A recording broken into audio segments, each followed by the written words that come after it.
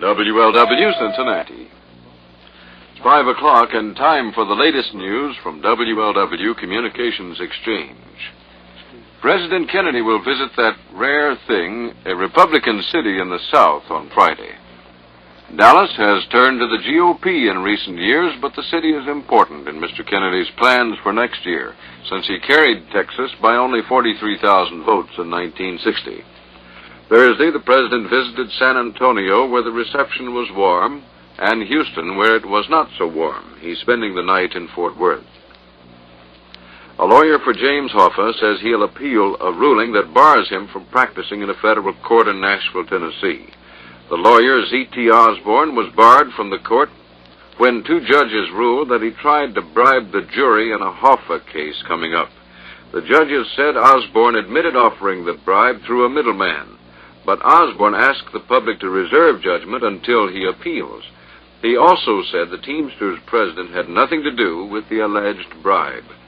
The threat of a nationwide railroad strike is back now. The sleeping car porters union is threatening to walk out next month unless it wins a 40-hour week, higher wages, and greater job security. Leaders of the AFL-CIO voted Thursday to back the porters. An AFL-CIO spokesman said a strike would halt every train in the country. There were tears in both Republican and Democratic eyes Thursday when Congressman John Burns of Wisconsin explained his investment in a company that figures in the Robert Baker investigation. Burns, a Republican, admitted buying the stock before it was available to the public, and at a much lower price than the public paid, but said he did nothing wrong. Toward the end of his speech, Burns wiped his eyes, as did others, and the entire House stood and applauded. A declaration agreed on by Russia and the United States on outer space travel goes before a UN committee Friday. The declaration was announced Thursday, covering the legal aspects of outer space exploration. However, it omits any mention of spy-in-the-sky satellites by either nation.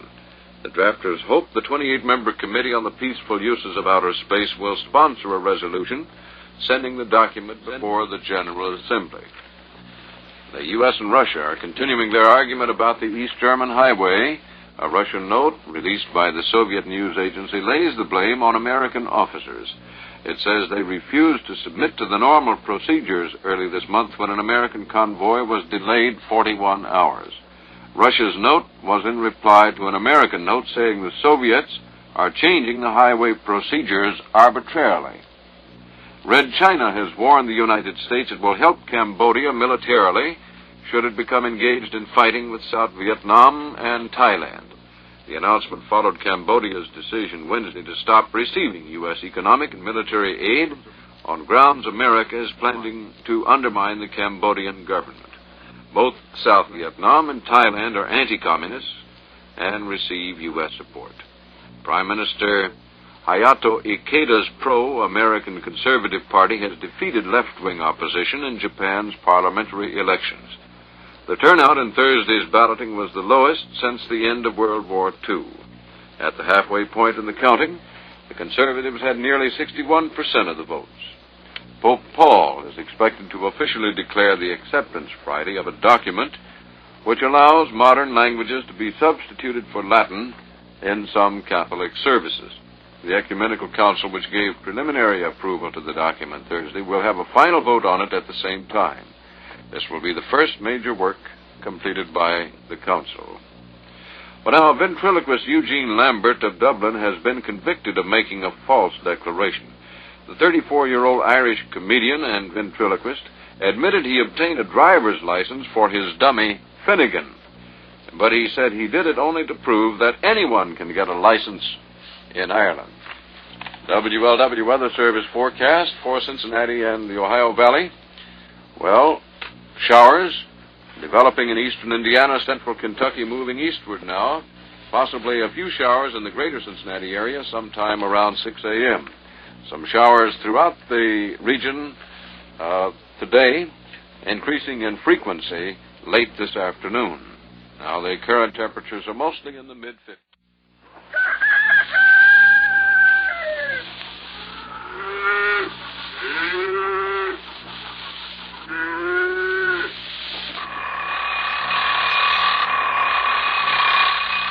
Okay, come on, get up. It's time for Dateline RFD.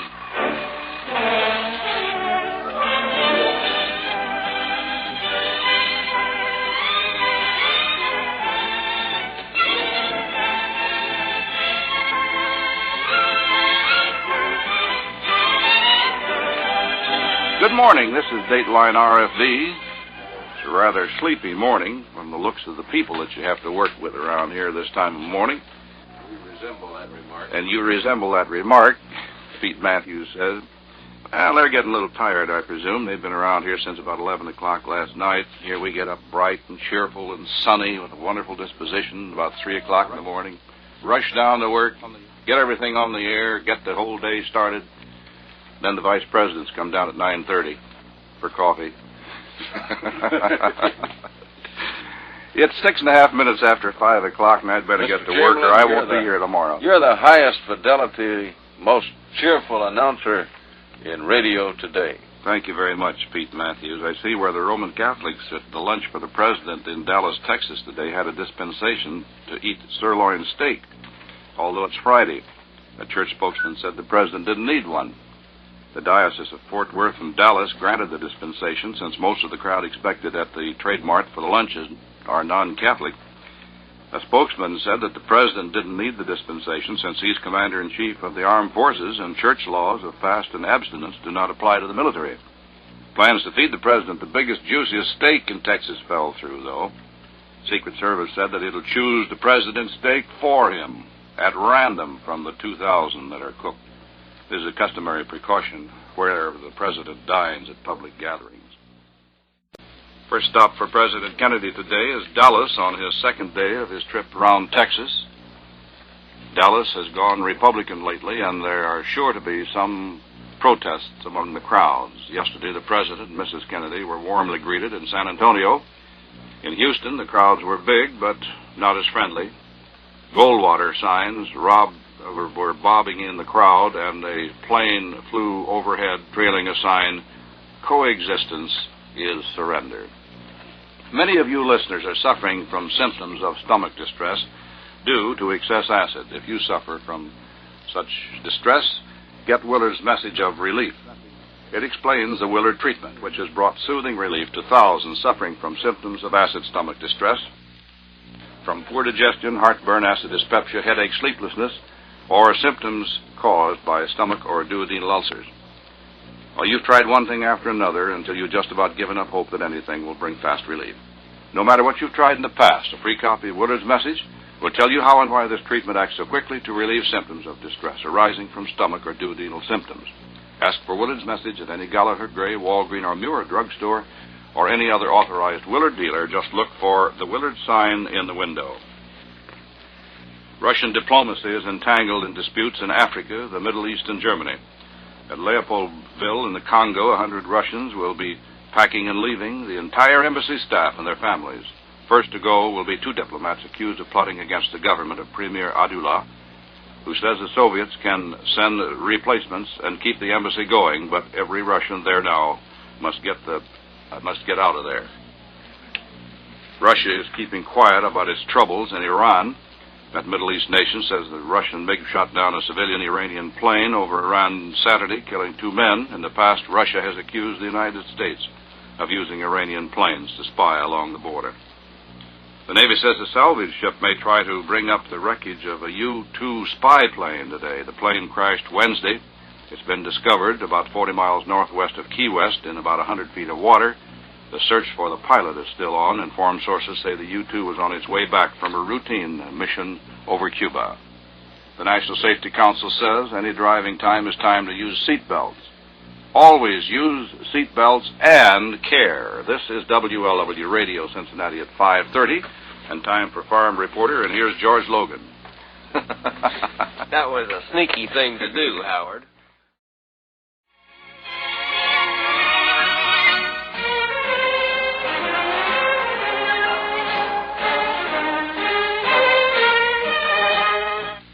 For Spot News now, stand by. It's 25 minutes after 6, and time for the latest news from WLW Communications Exchange. President Kennedy will visit that rare thing a Republican city in the South today.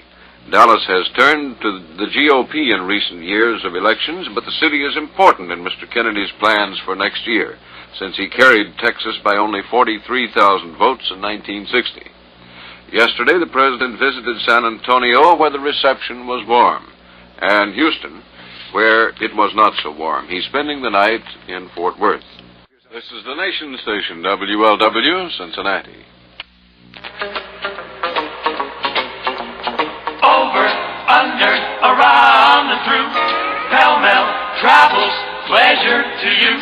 Pell-mell's natural mildness is friendly to your taste.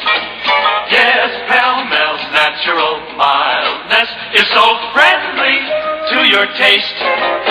Pell-mell's famous length travels the smoke naturally over, under, around, and through the finest tobaccos money can buy.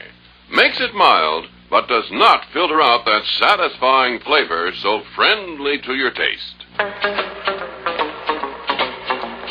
Over, under, around, and through, Pell-mell travels pleasure to you. Pell-mell's natural mildness is so friendly to your taste.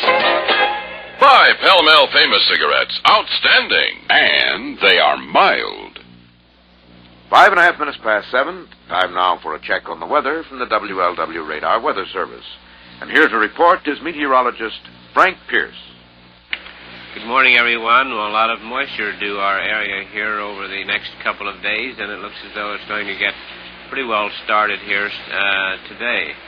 We have quite a broad band of Gulf moisture that is flowing from that area across Ohio, Indiana, and Kentucky, and all the way to the northern lakes. Showers and some thunder showers, and actually in places some rather steady and moderate rains have already broken out in the midsections of the Mississippi Valley. And the radar indications now of a line that is close to the Ohio-Indiana border and then follows along the Indiana and Kentucky borders back into western Tennessee. That line, the forward wall of some showers and occasional light rain that get more intense as you get deeper into it. And we're going to be getting deeper into it today, and so we'll look for the increasing heavy cloud that is generally spread over the area now, and as it thickens, more rain expected out of it today. We'll start then with mostly cloudy, windy conditions across the area. The showers already in Indiana and western Kentucky, and those moving into Ohio and the eastern sections of Kentucky, at least by this afternoon, with a few sprinkles of rain out ahead of it even this morning, so you better have your umbrella, raincoat, and so on for returning home tonight because of the rather heavy rains that could be here and there throughout the region. It's going to give us some adequate amounts of moisture, temperatures of the mild variety in the 60s, around 66 or 65 in Cincinnati, and lows still in the 50s tonight, Cincinnati 56. Saturday, cloudy, windy, and turning cooler with still some showers left over from today and tonight. 56 in Cincinnati now, and that's the weather. 7.5 minutes after 7, WLW time. More news, Bill Robbins. The Navy says it might try today to salvage a U-2 spy plane which went down in the Gulf of Mexico Wednesday, presumably while returning from a flight over Cuba. The wreckage is located about 40 miles northwest of Key West, Florida, in about 100 feet of water. The Air Force said the plane apparently experienced mechanical trouble. The pilot, Captain Joe Hyde, Jr. of LaGrange, Georgia, is missing, but the search for him goes on in hopes he might have reached a reef and reached safety. Informed sources say the craft was returning from a routine mission over Cuba when it crashed. The U.S. has been sending reconnaissance planes over the island regularly since Soviet missiles were discovered there in October last year. Informed sources in Leopoldville say one of 2 Russian diplomats arrested by Congress. 13.5 after 7, here's Bill with the sports. The Cincinnati Royals face a rugged 3 games and 3 nights scheduled over the weekend with only 8 healthy players on the roster. Their opponent tonight at Cincinnati Garden, the Detroit Pistons. Tomorrow night, the Royals play the Hawks at St. Louis, then return to play the Hawks again at Cincinnati Garden on Sunday night. 3 players could miss tonight's game. Jack Kleiman still has an injured hand, J. Arnett's recovering from the flu, and Tom Hawkins definitely is out with a bad ankle. Only one game played in the NBA last night. The Los Angeles Lakers beat St. Louis 111-99. And, of course, tonight's game between the Royals and Detroit will be heard over Wlw-Radio beginning at 8:30 Eastern Standard Time. The Cincinnati Wings hockey team play the St. Louis Braves at St. Louis tonight. The Ohio State Buckeyes fly to Ann Arbor this morning for that traditional game with Michigan. A win tomorrow would give the Buckeyes at least a tie for second in the Big Ten. They'll have a fight on their hands. Coach Woody Hayes ran his first and second units through a light drill and sweatsuits yesterday, and the Buckeyes are ready for the Wolverines, although Michigan is slightly favored. The last big weekend of college football gets underway tonight with one major game. North Carolina State, currently in the running for the Atlantic Coast Conference Championship, tangles with league foe Wake Forest. American Davis Cup player Dennis Ralston faces Australia's John Newcombe in today's rounds of the South Australian Tennis Championships. Ralston advanced to the finals by outlasting top-ranked Aussie Roy Emerson in a 2.5-hour match yesterday. Well, that's news and sports. Fred Bernard, what do you have to add? Bill, this is a story about a London glue salesman who has been fired for being too good a salesman. Elijah Ellis joined a manufacturing firm 4 days ago, and he was told that he was expected to sell at least 200 cans of glue and up to 500 a week. Well, Ellis sold nearly 1,600 cans of glue. His boss fired him for disobeying instructions. Turned out that through an oversight, Ellis had not received a company letter asking salesmen to accept only small orders because of a glue shortage. A company spokesman said Ellis will stay fired anyway. Sticky situation. Sticky situation, yes indeed. And that's the latest news from WLW's Communications Exchange. Bill Robbins reporting. Next news at 8 o'clock here on the Nation Station, WLW in Cincinnati. Coming up to 16 after 7, we'll get the Clock Watcher show underway with Nat Cole.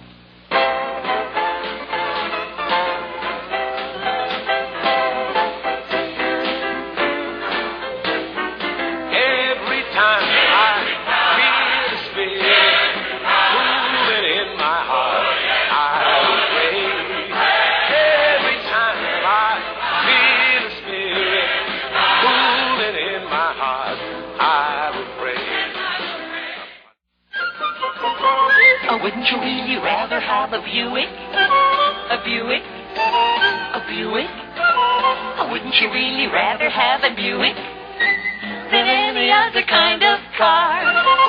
Buick Special, Rim size, Buick LeSabre, full size, Buick Electra 225. oh, luxury, Buick Skylark, so personal, Buick Wildcat, wild. Buick Riviera means adventure when you drive slow. Wouldn't you really rather have a Buick this year?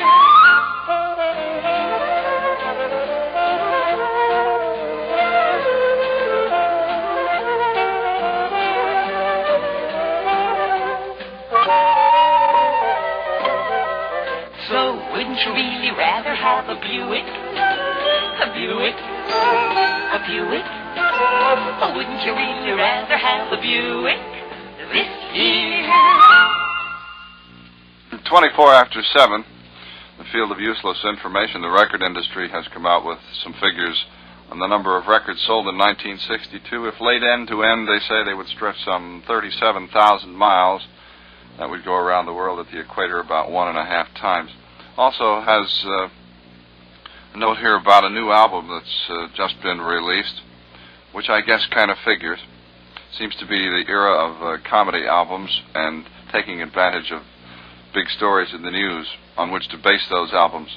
They have one called the Casa Nostra story now with takeoffs on Joe Valachi, who's called Volapio on the disc, and Senator McClobber instead of Senator McClellan, and various other takeoffs on the investigations recently held in Washington, the underworld investigations by that congressional committee. You might be looking for that.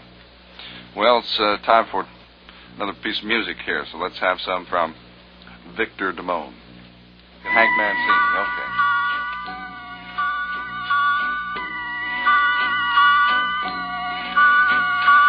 When we play water charade, we were like children posing. Now let's see if we can help you out with your driving this morning as you get ready for the last day of the week at work. We'll see if we can get you in here on time and so forth. We do it first of all via a pre-flight traffic report from Lunken Airport, and at the other end of the line, Lieutenant Arthur Merring. Good morning, Art. Speaking about being on time, I think that was a nasty remark. I just want to assure Bob Janigan I just saw over Red Bank and Madison. I made it. But looking in now to the traffic situation this morning, weather-wise, looking out in the eastern sky, Aurora, the rosy-figured goddess of the dawn, is tinting out there. I don't know why I'm getting poetic on a Friday morning. Well, as Ollie James says, TGIF, thank goodness it's Friday. We do have some traffic troubles this morning, and from all indications, it's going to be a heavy traffic morning. I noticed that coming into the airport area here this morning. We have some accidents.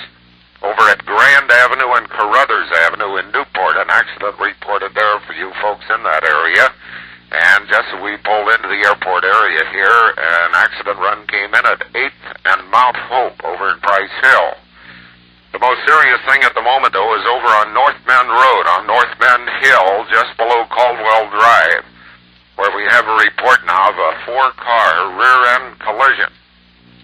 That's a 4-car rear-end collision on North Bend Hill, just below Caldwell Drive. And until we can get over there, I'd suggest to the folks that ordinarily use that to use Galbraith Road on the north, possibly for the eastbound movement.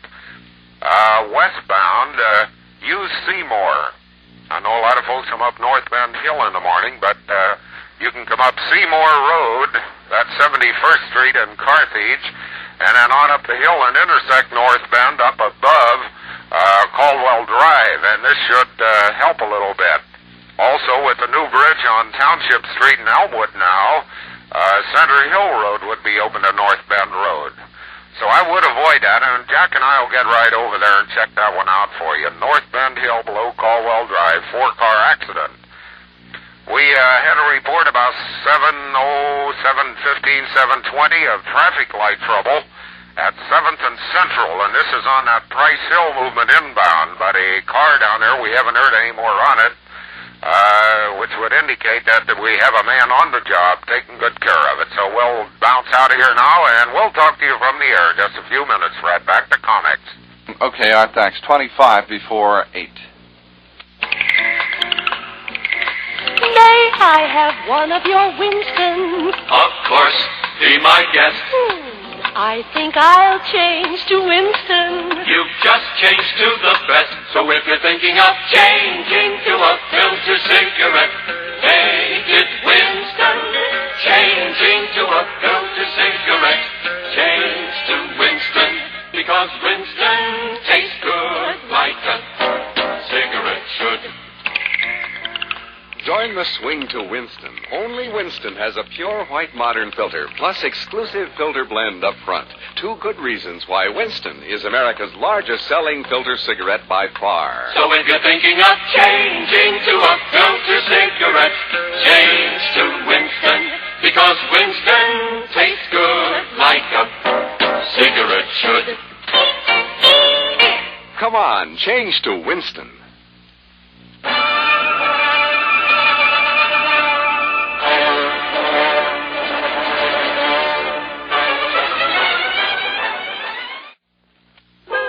Talk about good, this is it, my friend. Talk about delicious, I can recommend. A fresh fish sandwich that's really great. The best fish sandwich you ever ate. So talk about delicious and talk about good. You get it at Big Boy in your neighborhood. And I'll tell you something else that hits the spot, my friend. That's breakfast at Frisch's. A particularly good idea if you're one who has to have an early breakfast and you don't want to bother the missus at an unearthly hour in the morning. Many of the Frisch Big Boy drive-ins in this area serve a complete breakfast menu that includes all the egg dishes, ham and bacon, hot cakes, and as a special, Frisch's Danish rolls. They are baked fresh daily in Frisch's commissary. So even if your breakfast only consists of a roll and coffee, why not make it a Frisch's Danish roll and Frisch's truly delicious Big Boy coffee? Yes, for breakfast, stop at Frisch's. 11:30, or let's make it 10:30 before 8 o'clock. It's an article in a current national magazine that claims that there will be an increase in the percentage of twins in the world's population. And with all the quintuplets being born lately, this kind of follows along. The story says that the rise in modern medicine will make it possible to save many premature twins who have been lost in the past.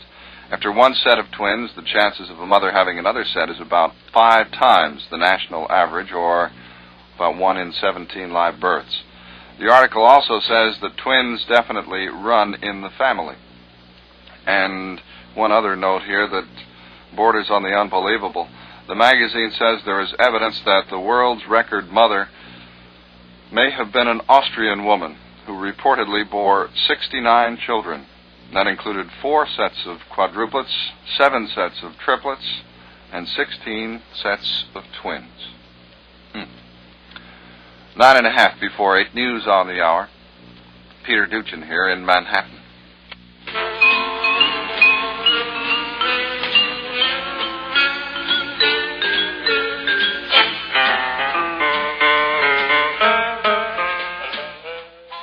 Five and a half before 8, here's Bill Albert and Bill DeWitt. Bill, why do they call a passed ball just that instead of calling it an error? Well, the reason for calling it a passed ball is that it doesn't affect the progress of the batter.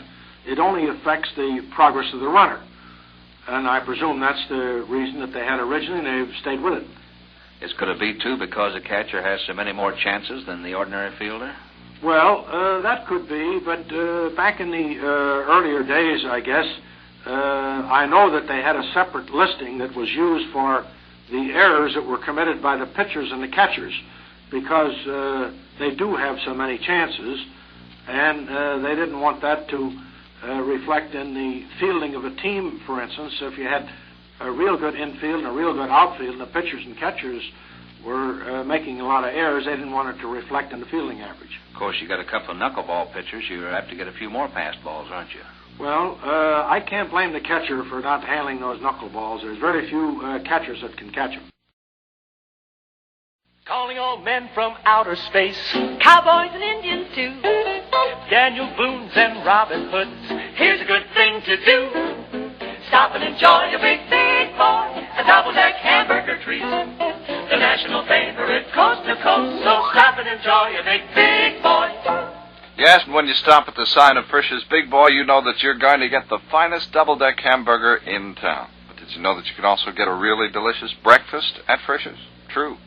Choose from a menu that features any style of eggs, ham, bacon, pancakes, juices, cereals, fresh fruits, and as an extra treat, Frisch's own baked Danish rolls.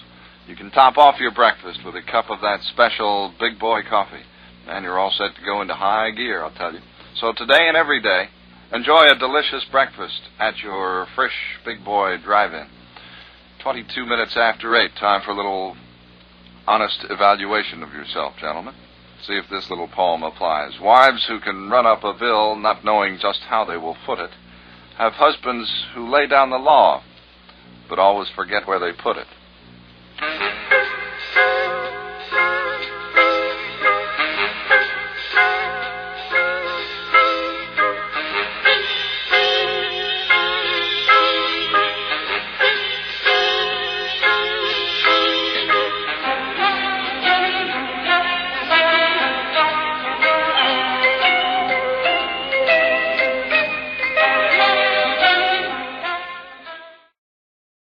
Ever stop to think about what's happening under the hood of your car? Well, there are 4, 6, or 8 pistons there, and they're going up and down as fast as 4,500 times a minute. That causes engine wear. Now, nothing on earth can stop engine wear altogether, but there is a gasoline that can cut engine wear by as much as 60%. Pure Firebird with Tritane. If you can reduce engine wear that much, you'll be giving your car a longer lease on life. For the less your engine wears, the longer it'll keep its power. And, of course, the more money you'll save on gasoline and repair bills. Doesn't all that sound like a difference in gasolines that's worth changing brands to get? Get the gasoline that cuts engine wear. Fire up with Pure Firebird at your Pure Oil dealers. Bob Rockwell for Pure Oil, and thank you.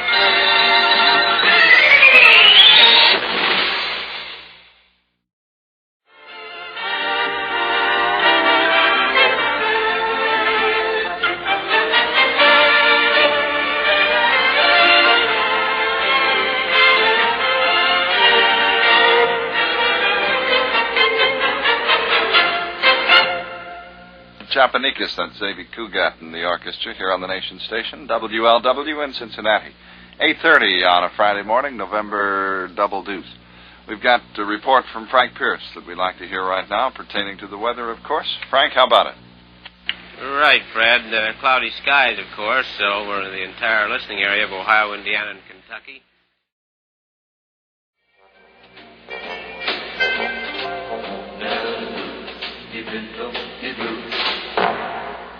Time is 9 o'clock.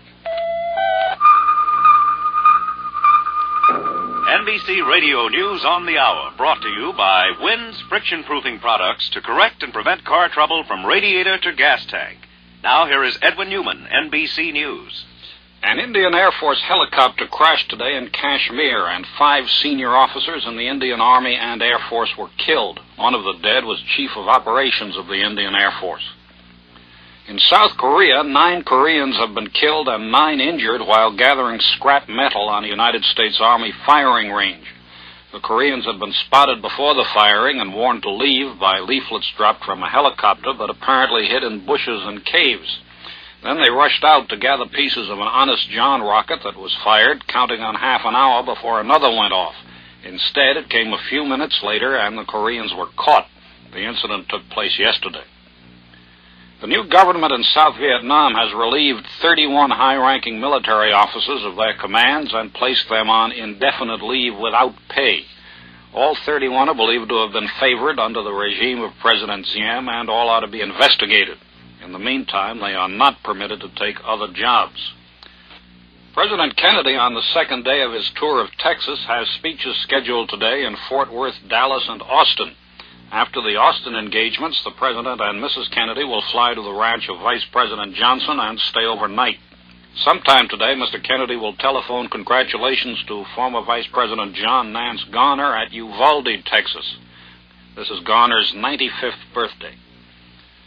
The Navy may try today to bring up the wreckage of the U-2 plane that crashed into the Gulf of Mexico on Wednesday morning after an observation flight over Cuba. The search is still on for the plane's pilot, Captain Joe Hyde, Jr. of La Grange, Georgia. The Congo government last night deported to Brussels one of the Russian embassy officials arrested on Tuesday. The Soviet news correspondent arrested yesterday has been released. Edwin Newman, NBC News, New York. Bless you. Now that the cold and flu season is here, be sure you always have Bayer aspirin handy to relieve pains and reduce fever fast. Then when symptoms strike, remember these 3 steps doctors recommend. Rest in bed, drink plenty of fluids, and take aspirin to reduce fever and relieve pain. If there are youngsters in your house, get orange-flavored Bayer aspirin for children, too. Bayer is the best. This has been NBC News on the Hour. Listen again on the Hour for NBC Radio News, brought to you by Bayer Aspirin. Al Capp monitors talking cartoonist weekends on the NBC Radio Network. Yum, yum, yum, Hussman's potato chips. Try some Hussman's potato chips. Do it today. Hussman's Potato Chips, the most snack-satisfying chip on the market. Just right for meals or in between snacks. Always fresh, always crisp, always delicious. Hussman's Potato Chips. WLW, Cincinnati. The guests on today's program appear in exchange for advertising or promoting the groups or events with which they are associated. Prizes awarded on this show are furnished to us in exchange for advertising. From McAlpin's Tea Room in downtown Cincinnati, WLW presents The Good Morning Show, starring Bob Braun.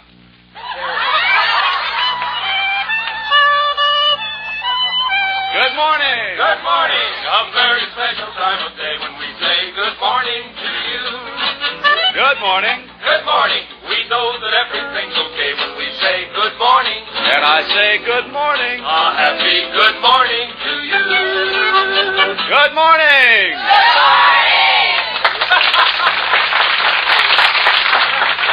Yes, it's a happy good morning from McAlpin. This is Bob Braun here with the Good Morning Show, along with the Lucky Pennies here today. Thank you very much. All right, take it back to her now, Stan. All right, yeah, we'll do that later. The Lucky Pennies are here along with Penny West, and we'll have a good program today. Plus, we have a double audience today. Did you know that, Dean? I don't know, but they certainly look nice. Yeah, they Very sure nice. do. Well, the reason I say that, we have with us today the Mothers of Twins Club from out in the Westwood area, Western Hills area of Cincinnati. I don't know why I say I lived in Westwood, that's why, and I think I still owe them a month's rent. I guess it's a thing I've never been able to get over. We'll have a lot of fun on the Good Morning program today. We have some nice gifts for you. I did mention White Villa, and in yesterday morning's Inquirer, they had their big Thursday ad. And in there, if you read that, you would have seen by now the complete line of things for Thanksgiving Day. They have everything at your neighborhood independent White Villa market that, of course, will fill that Thanksgiving table for you. The pineapple, the beans, they have the cranberry sauce. Got a special on that, too, just in time for Thanksgiving. You can get 3 cans of White Villa strained cranberry sauce. This is the kind you take out of the can and can slice, and it tastes very good with turkey or chicken. And 3 cans for 59 cents. Just one of many fine specials. And believe me, at that neighborhood independent market called White Villa, the one that's owned by your neighbor just down the street, if you take your total food budget down there, you'll save money and also you'll get top quality merchandise. White Villa, famous foods. You will be enticed by budget priced. White Villa, famous foods. The quality's there, variety to spare. Try White Villa, famous foods.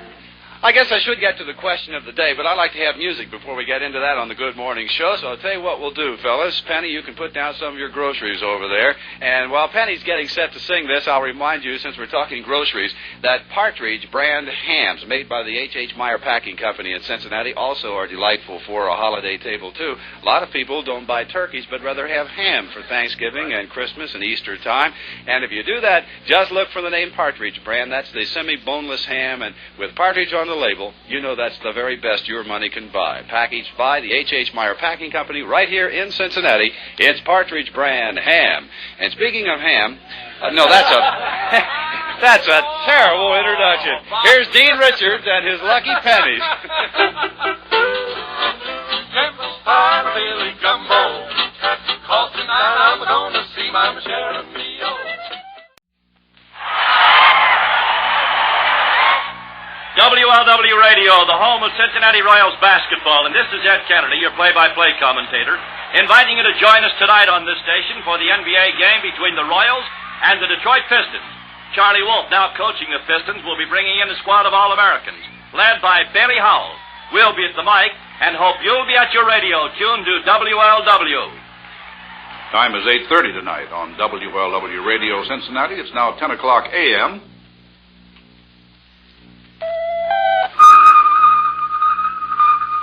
NBC Radio News on the Hour, brought to you by Bayer Aspirin for fast relief from headache, muscular pains, or fever of a cold. Now here is Russ Ward, NBC News. President Kennedy, in his second day of speechmaking in Texas, is defending the TFX warplane as a powerful force of freedom. We'll have a report from Texas coming up. South Vietnam's Revolutionary Council has dismissed 31 high-ranking military officers for an indefinite period while investigations are made into their activities during the Diem regime. French officials are quoted today as saying the de Gaulle government would give sympathetic consideration to economic and military aid for Cambodia. Cambodian Prince Norodom Sihanouk reportedly has said France is the most capable power to represent the Western world in that part of Asia. There has been no official request for help, however. 9 South Koreans have been killed and 9 others injured as they were gathering scrap metal on a U.S. firing range north of Seoul. The victims died when an Honest John rocket landed in the area. An Army spokesman said the South Koreans had been warned of danger on the firing range, that they were trespassing when the tragedy occurred. By a margin of more than 100 to 1, delegates to the Roman Catholic Ecumenical Council have given final approval to the use of modern languages instead of Latin in most forms of church worship. This is the first definitive action by the Council. That report on the President. President Kennedy has opened the second day of his political swing through Texas. The story from NBC's Robert McNeil with the presidential party in Fort Worth. President Kennedy is beginning the day with a defense of the controversial TFX fighter plane. He's telling a breakfast audience in Fort Worth right now that there's been a good deal of discussion of the competition to win the TFX contract, but relatively little discussion of what this revolutionary plane will do. The president has also just spoken to a crowd of several thousand standing outside in the rain. He's now preparing to move on to Dallas for a major lunchtime speech on the theme of American strength. Police in Dallas have mounted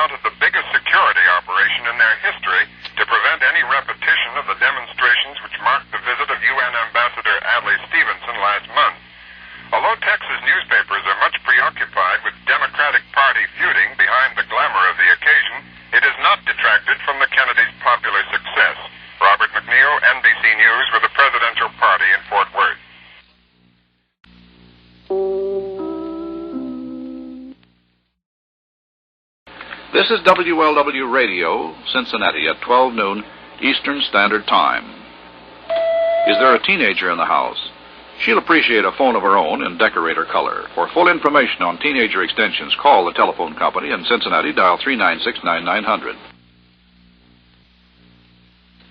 Prizes awarded on this show are furnished to us in exchange for advertising. Wlw-Radio and WLW Color Television welcome you now to Ruth Lyon's fabulous 50-50 Club.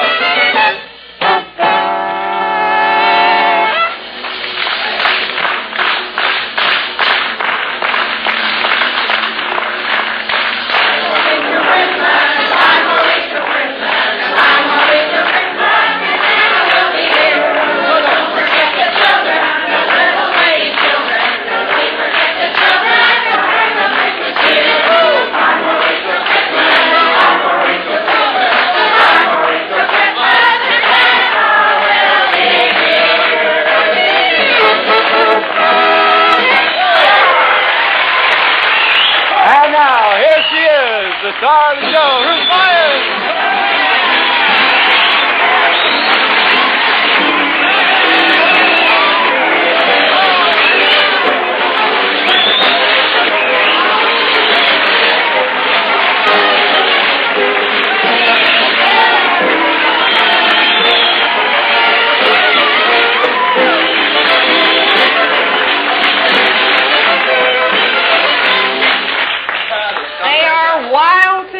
Believe me, and so I feel fine. The day after Troy Donahue. I feel just wonderful. Live young. Da-di-ya-da-di-ya-da. I'll have to do that in slow motion today.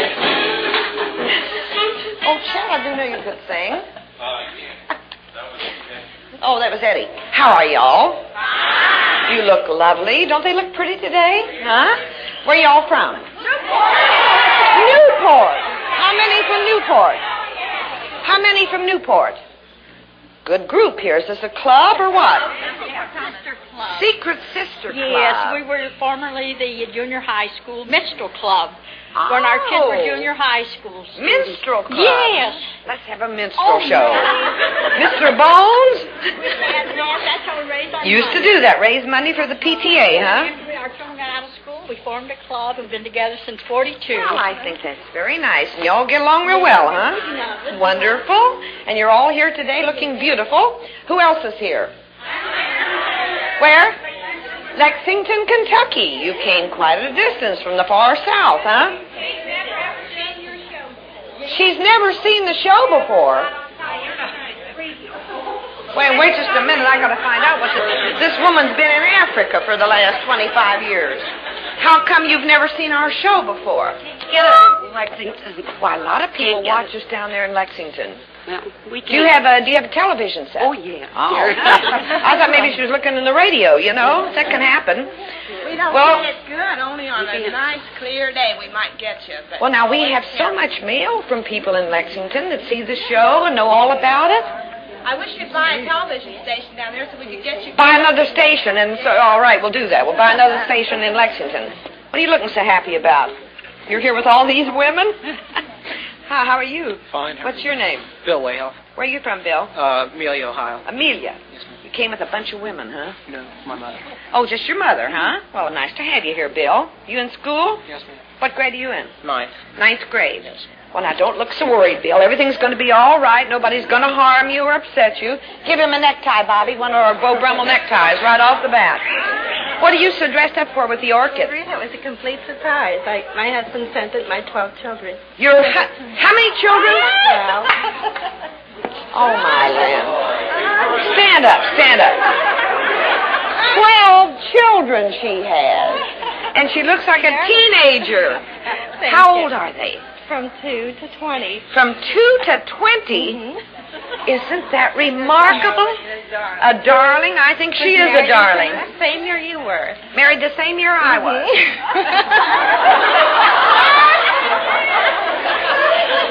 There seems to be some difference of opinion here. Or shall I say activities? This would be good for one meal at her house. A jar of Skippy peanut butter? One meal. One meal, yes. 1 jar a day, huh? Yes. Oh, isn't that cute? 12 children. Where are you all from? Finneytown.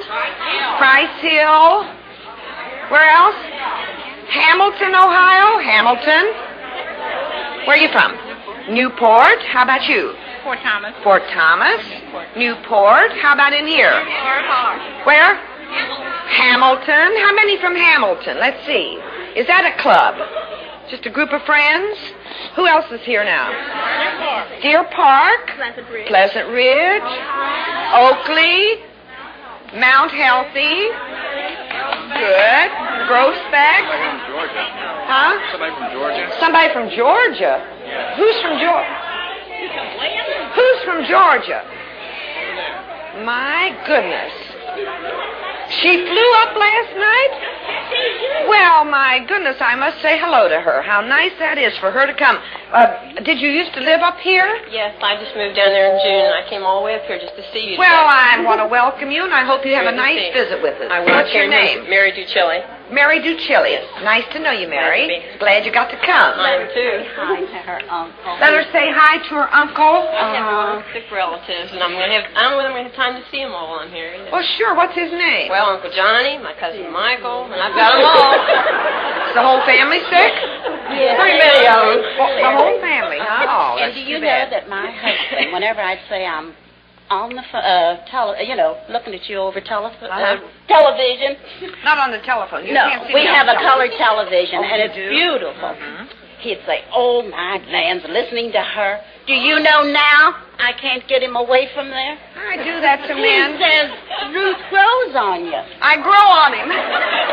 Like a wart? Ruth, really and truly. Is he retired now, or what? No, he's home. He just got out of the hospital. Oh, he's been ill? Uh-huh. Well, And I hope he's we can cheer him up a little bit then. Oh, yes, he's crazy about What's his name? Johnny Sanciola. Johnny Sanciola. He give him always my sent regards, you the will you? bananas. Well, he'd like me before you knew it. He liked me before you knew it. He just didn't want you to know it. You know that? That's right. That's right. I have a lot of hidden admirers like that, you know. But their wives don't know about it. And it's better that they don't know about it. Would you like to hear good news? Yes, I would. Well, we have the Secret Sisters Club. They're former members of the junior high PTA. Yes, that's the group I talked to here and They some over gave- here. They gave, as a group, $29. Wonderful. Other individual contributions, $155.90. A total from the audience today of $184.90. Well, wonderful.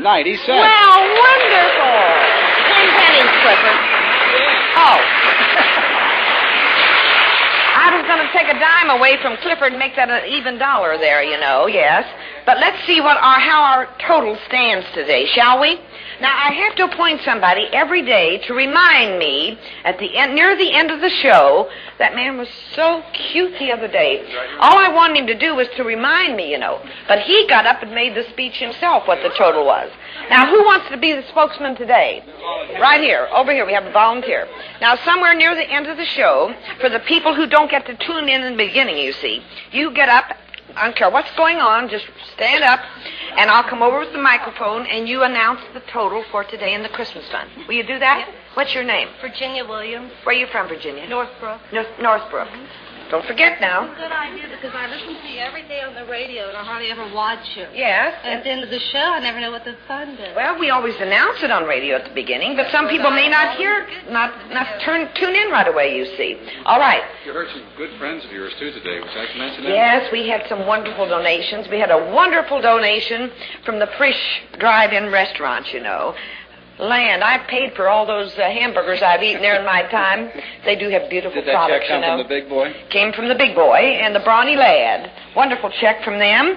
A lovely check from one of our agencies that we deal with, Mr. Chester Moreland, who handles the CERTA account and the Coca-Cola account. He always is a very generous contributor to the Christmas fund. And also from, you brought this one in, Bobby. Yeah, from Pete out at the Fireside Restaurant in Mount Healthy. In Mount Healthy, the Fireside Restaurant. Every year year they remember us, you know. Sure do. And we're getting lots of nice donations, lots of groups that are going together instead of sending Christmas cards. Now, I'm not trying to put the Christmas card people out of business or anything, but many of them feel that they see the people they work with every day, you know, and they would rather contribute the money to the Christmas fund than to buy cards and mail them to the people that they work with, and a lot of them have done that and pooled their money and sent it in a nice contribution. Speaking on the other side of that, the man from whom I buy my cards each year is Bernie Dabney here in Cincinnati, and the other day I placed my order and gave him the check for the cards, and he said, now I know what my contribution will be to the Christmas fund. Every year when I buy my cards, he takes the whole check that I pay him for the cards and donates it to the Christmas fund. How nice. He's done that for the past Oh, there are several many years. nice things being done, you know. Let's see how our fund stands today. Now, yesterday, which a year ago yesterday, was Thanksgiving, as you know. I've gone through that all this week. I'm sure you're aware of that by now. But we were 153,000 yesterday against 150,000 a year ago, you see. So we were very, very pleased with that. And the girls are going to work tomorrow, the extra girls, because they feel they want to get as much of this mail open before Thanksgiving Day so that everybody has an opportunity to be in there for the drawings for the wonderful gifts. Let's see how our fund stands today.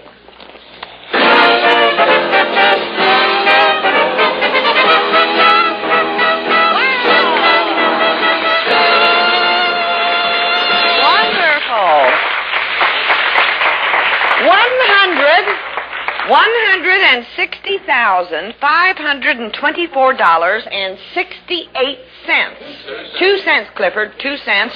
And another dime for that contribution here. Dime, Robert. I only have a quarter and change. Well, we'll take that. That's all right. That's wonderful.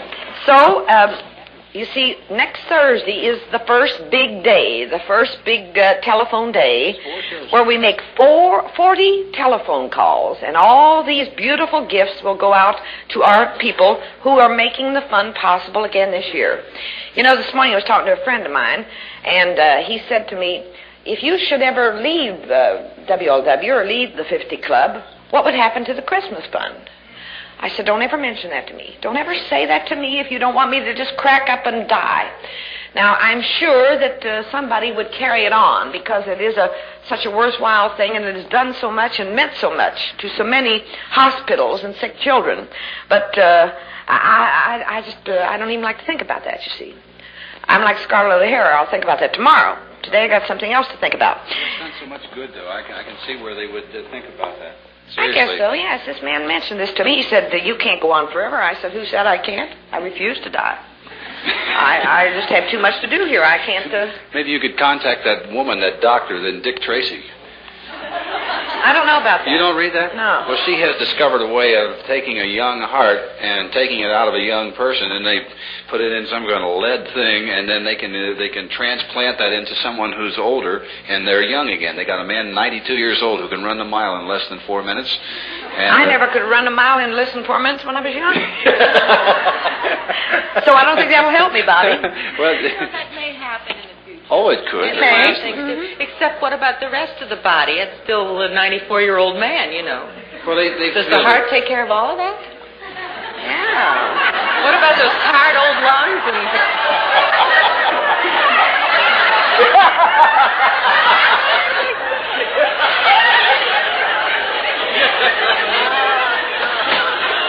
Now, I'll tell you what we'll do next. What did I say? Never mind, Mary. Just let it leave it alone. Just forget it. You meant those tired old lungs. Yes.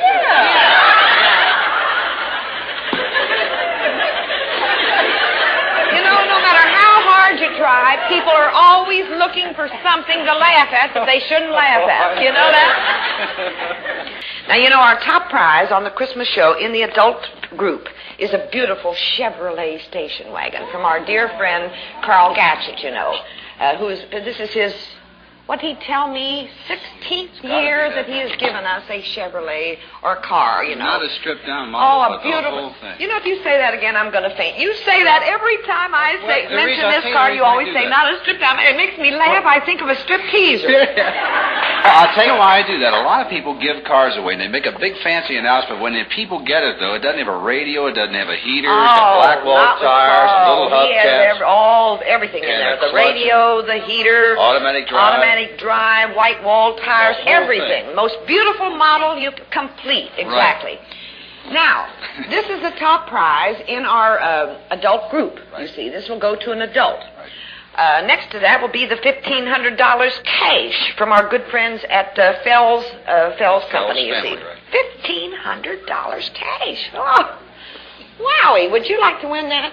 Oh, I should say I would. What would you do if you won $1,500? Pay a few little bills that have been laying there looking at me. In the bowl? Yeah. Now, today we announced, the reason we couldn't announce this before, this had to go through a lot of channels and so forth, and I would not announce it until I had it all in writing. Not that I didn't trust these darling men, I did. But I have to have all these things completely in writing, you know, exactly what it is. But we have now added to the Christmas show, the Holiday Hello show, the top prize in the teenage group. And you know what it is? It's a Comet two-door sedan. In the teenage group. Isn't that wonderful? And this is from the Lincoln Mercury dealers throughout this area, and they said they were so sorry that they hadn't gotten a... You know, in a big company like that, you know, it has to go to this person for approval, and then the board had to meet and so forth. But imagine that now. Some teenager between the age of 13 and 19, or 20 is our end of our teenage group, between the age of 13 and 20, will be the proud possessor on the Sunday before Christmas of a brand new Comet. And that's a darling car. It's a two-door sedan. Two-door sedan, and it'll be a beautiful car, I assure you that. So I want you to tell all of the teenagers about this, because many of them... Oh, I could never begin to even estimate the number of teenagers now who were once recipients of the Christmas Fund years ago in the hospitals, you see. And they have a great, we get many contributions from them. But add this little special note to them. Tell all your teenage sons and daughters about this. I remember last year we had a car as the top prize in the teenage group, you know. And a young boy up in Columbus won it. And this boy was a boy who had had a lot of trouble in his home, a lot of hardship. This was like a new world opened up for this boy, you know? A lady wrote me yesterday and asked a question which you could answer very easily. She says that she has 4 children, and each of the 4 children wants to take a part of his allowance and donate it to the Christmas Fund. And she wants to know if she can put the entire amount plus each of their names in one envelope and mail it in instead of sending it 4 separate things. It would be much more simple if she would put them each on a separate piece of paper and put them all in one envelope. In the same envelope, yes. Yes. Oh, yes, because we take that out of there, you see. Mm-hmm. And that's where we draw, you see, from what's inside of the envelope, not from the envelope itself, you see. She thought it would be better That's why I say inside, be sure you put all the pertinent information. Your name, your address, your phone number if you don't have a phone, or if you're going to be someplace else on Thanksgiving, put that phone number, or if you're going to be out on the Sunday of December 22nd, a different phone number, put that, and put the age of the child and the age of the teenager. How about checks and money orders now? Checks and money orders are made out to the Ruth Lyons Christmas Fund. That's the way the fund is banked in the bank, you know, and that's the way they go through checks and money orders. And the address is Ruth Lyons, Wlw, Cincinnati 2, Ohio, and down in the corner of the envelope, this does speed up the handling of the mail a great deal, put child, teen, or adult. If you'll do that, that will help us a great deal because the girls are working very, very hard, very, very hard, and we want to get as much mail opened as possible before the drawing next Wednesday afternoon. Maybe Herman might win some. Oh, Herman's feelings are hurt. Why? Oh, I hurt his feelings yesterday. Herman's a very sensitive man. Oh, I heard that. You made that remark at the end of the show. When what's his name, Henny Youngman said to me something, somebody said something about me playing the organ. Yes. And he said, what'd you do with the monkey? And I said, I married him. Yes. All I was trying to do was top Henny, you see, that's all. And I came home and Herman says, how do you do? How are you? You know, I can tell when he's upset right away, you know. He jumped up on the chandelier. Yeah. And he was standing there with a big banana in his hand.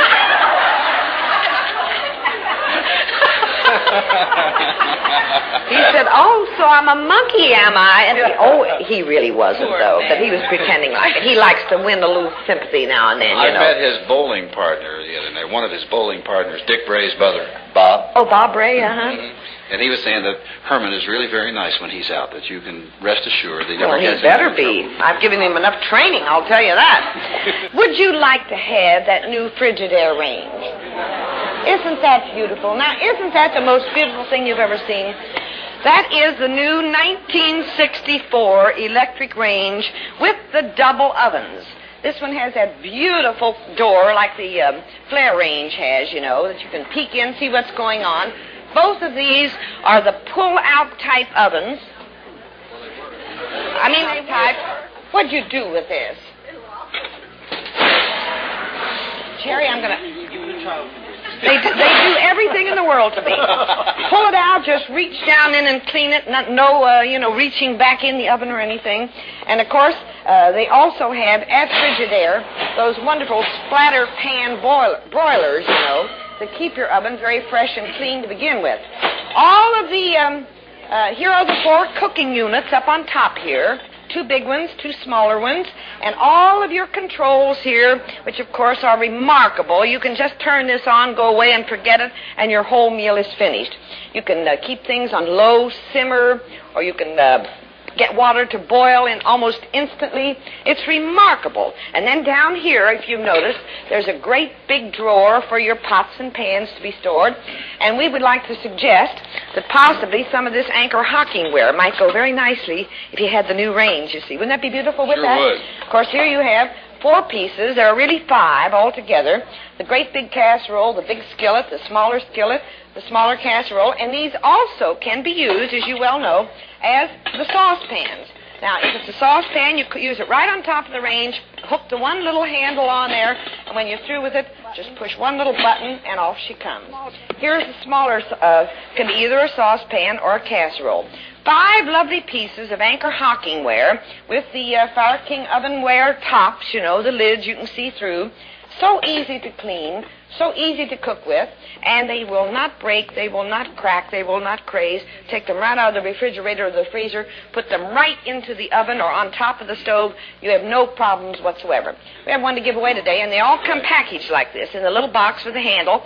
These make lovely Christmas gifts, you know that? Sure will. And the not with the handle, I didn't mean that. They come packaged like with the handle on the box. Package, right. Not this handle. You have to buy one handle that handles all the other 5 products. That's very reasonably priced. $2 is what this costs. And, of course, it's made beautifully and it will last a lifetime. So, if you want something lovely in a new range, now this, of course, is the new deluxe Frigidaire range. Has the what we call the cloved edges here, you know, no grease or anything can get down in there. Comes in lovely colors. Those of you who do not have color television, this is the most beautiful turquoise blue I've ever seen. Wouldn't you love to have a whole kitchen like that? You know, you can get the Frigidaire refrigerator to match that and everything. Or you can get it in pink, you can get it in pale yellow, you can get it in light green, or the traditional white, whichever you prefer. And your Frigidaire dealer has a complete line of beautiful ranges for you to choose from. If you don't want something quite that large, you can get the 30-inch one with the great big oven that holds 6 pies and all that sort of thing, you know. And they have a new one. We haven't talked about that yet, but that is a beauty too. In a narrow one, but which has an upper and a lower oven. I'm not supposed to mention that, so don't tell them I told you about that, will you? But you go and see your Frigidaire dealer, and you'll see the most beautiful line for $64. And then don't forget, in order to cook and enjoy your cooking, you need lovely things to cook with. So we recommend heartily the Anchor Hocking cookware, the newest addition to this type of cookware, which I love because you can put it right on the table and serve from it, you know. And the most important thing is it is not expensive. It is very reasonably priced. Do you know whose birthday anniversary this is today? 22nd? Right, November 22nd of November. Hoagie Carmichael, one of the really great writers, I think, of American music, you know. Born in great standards. 1899. He's 64 years old today. One more year and to go. still a great entertainer, you know. Still a great entertainer. Don't you love to hear him sing? Oh, I love to hear him sing. Old Buttermilk Sky and all those tunes, you know. Wasn't Troy cute yesterday? He really was. This is a very nice young man. He really is. I was talking to this man from Warner Brothers about Troy, and he said so many of these young people come out into Hollywood, and they become pretty well known quickly, They begin to make pretty much money all at once and so forth. And he said they have such problems with them, They're not ready for that. But he said Troy is such a gentleman at all times. They came to our house for dinner last night, and I tell you, I have never had a more enjoyable evening in my life. He can talk about anything. He went over the whole house from top to bottom. He loves early American furniture, And he looked at everything. He asked about everything. And Callie and Pauline, I want to tell you, they served the dinner upside down. I'm telling you, you never saw such a mess as they had. What was Candy's state of Pauline's, Candy was numb. She was plain numb. But Pauline says, Miss Newman, that is a handsome, charming young man. I said, he really is. And he's a perfect gentleman at all times, And tonight you're going to be down there, huh? Right. Guess who's coming? Candy? Guess who else? Herman? Guess who else? Mother? Right. I don't blame you. Sure. You're going out tonight? I was up till 10:30 last night. I haven't got sense enough to stand up today. I'm going to try one more night, and then I'm going to collapse for the weekend, I was talking to Troy this morning, and he said he's a little worried because he hopes the teenagers know he will be there, and he hopes that all the ladies who watch you every day will tell their daughters and sons that he's going to be there. Handsome. He is He really really darling. is. And he's going to answer questions, from the teenagers and bring them up on stage with him and everything. He's a really nice young man. And that is a darling movie. Go along with the teenagers, if they'll let you. Go along with them. You'll enjoy this movie. It's light, and it's gay, and it's happy, and it makes you feel real good, Everybody gets a free autographed picture of Troy who goes there tonight. And I think they also are going to give some of his record away, As long as they last. Live right. young. You're like the... listen, that tune nearly drove me crazy yesterday. That went through my head all day long. What did you think of Candy twisting on that tape we made yesterday after your How show? about that? Oh, it was very good. I didn't know she could do that. I didn't either. She introduced me. Candy is... people think that I have been... I get letters, You'd make a baby out of that girl, Oh, I'd love to, but I can't do it. She has a mind of her own. She's a very independent, self-sufficient young girl, and a very delightful child. Now, I'm speaking of my own child, and I'm prejudiced, naturally. You should be if you're not. But she is the most darling little human being, and she took Troy and showed him all the pictures she has up of him, And you know what impressed him more than anything? She baked him a big chocolate cake. And in the afternoon, he sent her some flowers. And he said, I hope the cake is chocolate. And luckily, she had baked a big chocolate cake. Isn't that funny? Oh, she had a very nice time. She said to me, she paid you a great compliment last night.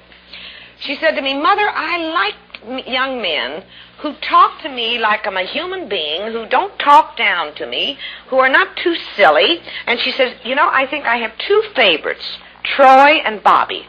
She loves Bobby, just loves Bobby. And Bobby's been awfully nice to Candy. It hasn't been too easy for her at times, Some people just hate me, you know that. So they try to take it out on her, And I've had all my life to try to say to her, Candy, you are yourself. Whether they like me or not doesn't depend on how they treat you. I have to get this so we can get this out of the way here. Your Kroger special? Our Kroger special this weekend at all the Kroger stores are these wonderful Gold Crest chocolates. All kinds. Wonderful new brand of candy, new line of candy that all the Kroger stores are carrying. Peanut butter cups. Did you ever try these? Yes. These are delicious. With milk chocolate? Absolutely. These are the famous mint wafers. Any one of these is delicious.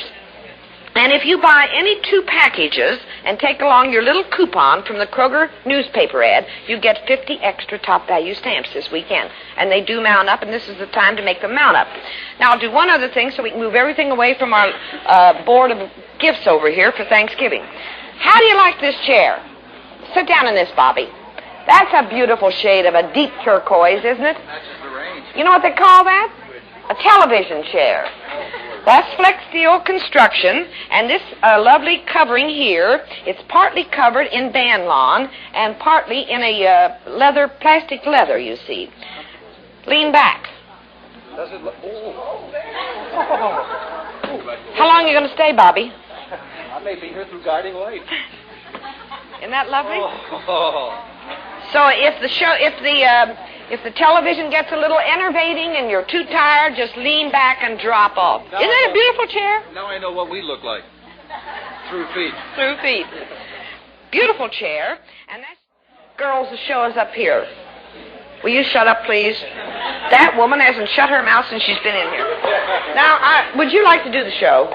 I'm just taking up for when I didn't get to come in June, I was in a wheelchair. Well, and you're all right again. Yeah, I'm delighted. I had to give my ticket away, but I was glad because my daughter was here. You were from supposed Maine, to come and in I gave June. it to her. Yeah. And now you're all right again. No, I'm walking with a cane. Well, you're getting around, though. Yeah, What'd you do, break your hip or something? I broke my knee, and then I had a staph infection. I should have taken some of your good spray with me. The Lysol and then spray I would have got that staph infection. Yes, there you are. It'll kill staph and the other germs, streptococcus. Oh, these words, they're so hard. But this is a wonderful, wonderful spray, and if there is a cold in the house, or just to keep the air fresh in the home is a very important thing. And so many people, I mentioned this one day on the air, and ever since I mentioned it, they have just been more letters about it. People who have taken this to people in the hospital to let them spray their room and keep the air fresh, Because sometimes in the hospital you smell ether and you smell other medicines from coming around in the hospital, and this will freshen the room of the patients, you see. This is the wonderful Lysol spray disinfectant. What is her gift, Bobby? From Arabesque, a lovely plaque entitled The Knight in Armor. It's really beautiful. Oh, let's turn him around. Let me see him. Yeah, he's got a bow on his neck. Now, who put that bow on there? That doesn't go on there. They dress nice, too. Oh, knights don't wear ribbons around their necks. Take that off of there. Had it been Thanksgiving, she would have won what, Bobby? $500 cash from the Fells Company. $500 cash. You could use that with 12 children, couldn't you? Good. Who's our next young lady here? Mrs. Fahey from Westwood. Mrs. Fahey? That's right. All right. New Soft keeps your clothes looking lovely, though you have but few. And that softness is appealing. I like the nearness of you. The nearness of you. It's not the pale moon that excites me, that thrills and delights me. Oh, no. It's just the nearness of you. Oh, I love that tune, don't you? Beautiful. And you'll love New Soft also. It puts the newness back in the fabric. Cuts down on the wrinkles, cuts down on the ironing time, keeps clothes soft and new looking. New Soft. What is her gift, Bobby? From Ship and Shore, something that she can keep lovely with New Soft. 5 blouses. 5 blouses from Ship and Shore. That's a nice gift. A reminder to be sure and have plenty of Coca-Cola on hand for the weekend. Now, there are going to be a lot of good football games. Your husband will be home there. The young people will be watching. There's going to be a show on this weekend, Bobby. Mr. Wilson, who is the president of AVCO, which owns WLW, he went to Russia with a group of businessmen. And one of our men here from our documentary department went over to New York and had an interview with him and made some tapes and took some movies and things of that kind. And he's going to tell about his reaction to many of the things in Russia, the way the people live and the food problems and the business problems. And they're going to show this on WLW television on Sunday. Now, the times are a little bit different in some of the areas. Here in Cincinnati, it'll be on at 6 o'clock. Right. In place to meet the press. In Columbus and Dayton, it will be on from 5 to 5:30. Dayton is 5:30 till 6. Oh, Dayton is 5:30 to 6, and Columbus is 5 to 5:30. And Indianapolis, it's 10:30 to 11. 10:30 to 11. So it's a very interesting program. It's an interesting thing to me. I haven't traveled too widely, but where I have gone, I have seen so many things, and I have come back and said certain things, And some people took issue with me on some of them, not all, but some. But eventually, so many of these things have come to pass. That big show on last week about the tremendous build-up of West Germany. You remember? Did you see that show? Tremendous show, Project 20. The very thing was said right on that show that I said. No, this was not on Project 20. This was on Wonderful World, wasn't it? I said I admire these people for their determination, But I fear the rise of too much power in West Germany. I really do. Because this is a country, despite the fact that Herman's a German, he is, and despite the fact that many of us have German ancestry, I don't happen to have, but many do, and I don't hold that against them at all. But this is a country that somehow, when they once get up, there's that military initiative again. And I think we have to watch this. I really do. I don't think that the young people want any problems like that. And I don't think the people who lived through the last war want it. But there are still living in Germany today, in my opinion, the remnants of the Nazi Party. And they were raised on this belief, They were brought up to believe this. And these ideas are not that quickly quelled, you see. Men who would be like about my age. Exactly. Example, they were all raised in the youth movement, of the Nazi movement. Let's wave to the folks who are watching. Say hello to the folks listening in. We want you to see, we hope you agree, we really are lovely on color TV. We wish you were with us, we want you to know we're having a ball on the show. So we wave you a great big hello.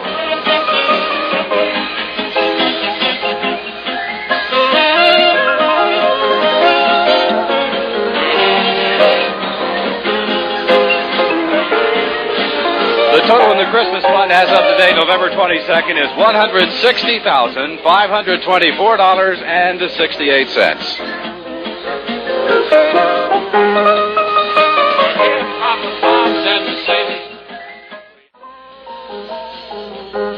Have everybody in there. Frank Pierce, come forward.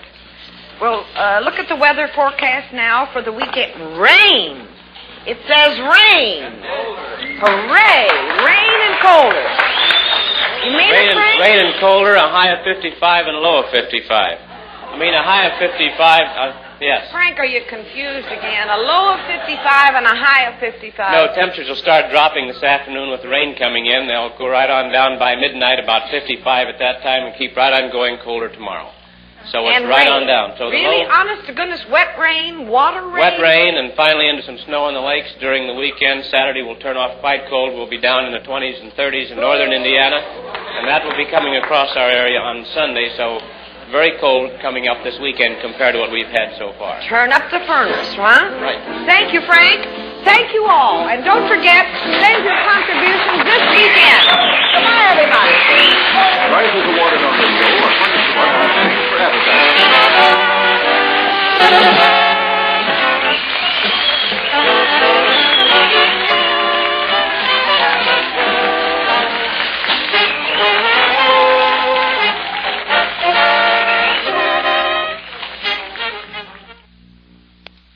Stay tuned for the Turnpike Show coming up next over WLW-Radio.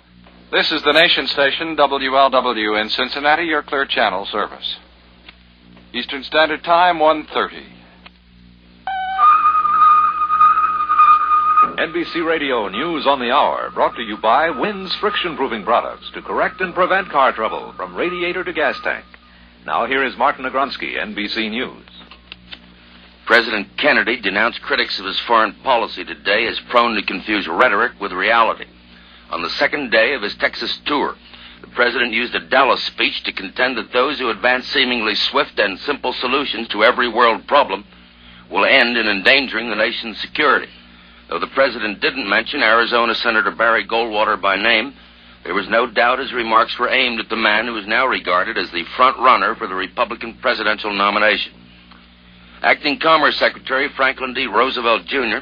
has testified to the Senate Banking Committee that the U.S. will have to hurry its decision on selling surplus wheat to the Soviet Union, as the Russians have now set a May 21st deadline for beginning shipments. Roosevelt argued against the proposal of South Dakota Senator Munt to bar government-sponsored credit for wheat purchases by any communist nation. He contended this restriction would bar U.S. businessmen from getting a fair chance to win a part of Russia's annual $4 billion of trade with the free world. At the United Nations in New York, the 17 member states of the presently postponed Geneva Disarmament Conference voted to resume negotiations at Geneva next January 21st. And more news after this from Wynn's Friction Proofing. Carefree driving begins with a can of wins and a can of wins today. Did it happen this morning? Did you step on the gas and finally realize that the pep and zing your car used to have is gone? Sort of takes the joy out of driving, doesn't it? Well, there's a very good answer to your problem. It's called WINS friction proofing. WINS friction proofing restores a healthy measure of the pep your car has lost with age. It increases power and gas mileage, makes starting easier on cold mornings. But best of all, WINS friction proofing penetrates the surfaces of the moving parts inside your engine. It smooths and seals these parts to hold engine wear to an absolute minimum. Next time you stop for gas or service, add a can of WINS friction proofing to your crankcase. Your satisfaction is guaranteed, or your money back. So add a can of wins today. Here again, Martin Nagronsky. A two-day conference between West Germany's Chancellor Erhard and France's President de Gaulle has ended, and a report from NBC's Bernard Frizzell in Paris. West German Chancellor Ludwig Erhard made plain here today the German government's reliance upon the United States for its defense against the threat of Soviet aggression. That was the note on which Erhard wound up his two-day visit here to President de Gaulle. The French were reportedly careful not to present to Erhard a choice between themselves and the United States. But the Germans were said to be astonished at the sharply critical attitude of the French toward American policy. A joint communique called for all necessary efforts to get the common market moving forward again and to increase trade with the United States through the forthcoming Kennedy round of negotiations for tariff reductions. But no concrete agreements were announced. This is Bernard Frizzell, NBC News, Paris. Democratic Senator George McGovern of South Dakota, home state of the Fisher quintuplets, has a letter from a constituent that he finds hard to answer. The constituent writes that he doesn't mind a bit all the gifts to the Fisher family, but that he feels he's being unfairly treated despite his similar circumstances. I've got 5 children, too, he complains to Senator McGovern, and just because mine came one at a time, no one has given me a cent. Michigan's Governor George Romney insisted today at the Midwest Governors Conference in Omaha that he is not seeking the Republican presidential nomination next year. This is Martin Nagronsky, NBC News, Washington. When your child is sick with a cold or flu, remember what doctors recommend. Bed rest, plenty of fluids, and aspirin to reduce fever and relieve pains. When you give orange-flavored Bayer aspirin for children, your child will feel better fast. And knowing he feels better, so will you. Each tablet is the 1 1/4 grain dosage doctors recommend for children, and it gives you such confidence to know you're giving the best. So always, orange-flavored Bayer aspirin for children. This has been NBC News on the Hour. Listen again on the Hour for NBC Radio News, brought to you by Bayer aspirin for children. Emphasis adds to your listening enjoyment weekdays on the NBC Radio Network.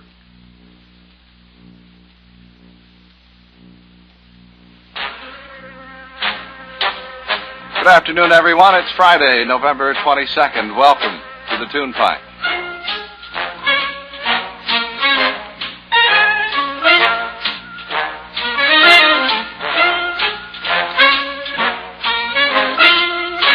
Fred Bernard and Little Abner here until 3 o'clock.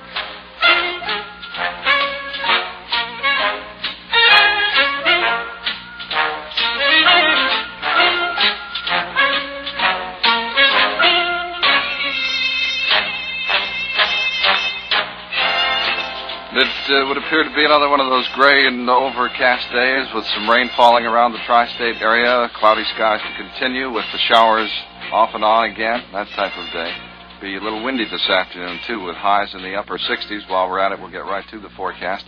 Present temperature is 58 here in Cincinnati, and the relative humidity at 85%. Indianapolis has rain and 58. Dayton has rain, 65 there. Columbus, 65. Louisville, 68. Lexington, 69. Huntington, 69 degrees, and they're all reporting cloudy skies. Leading edge of the rain is showing on the radar from near Toledo to Dayton to Andersonville, Indiana, to midway between Louisville and Evansville. Now you have it all in your mind. This place is the eastern edge, about 40 miles west of Cincinnati. The rain is spreading eastward, 15 to 20 miles an hour. We may have a few sprinkles in advance of the main rain area, which falls mainly on the plain. But that's next week. This week, Little Abner. We're going to visit Dog Patch, USA. And to get you in the mood, let's have ourselves a little hoedown.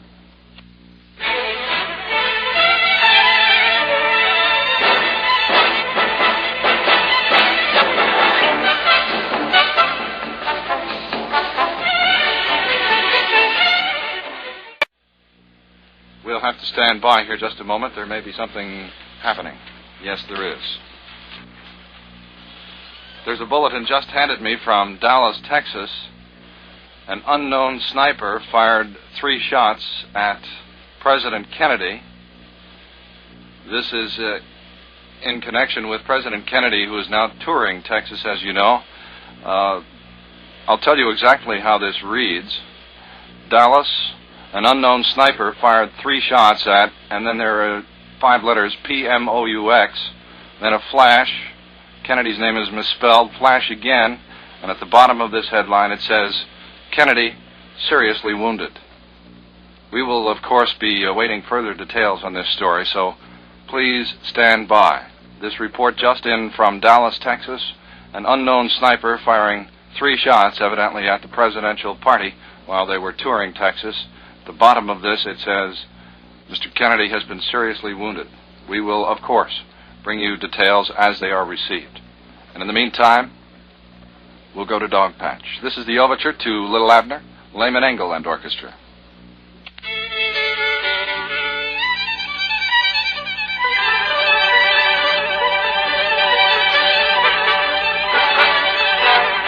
Been shot. Who? Kennedy. President? Yeah.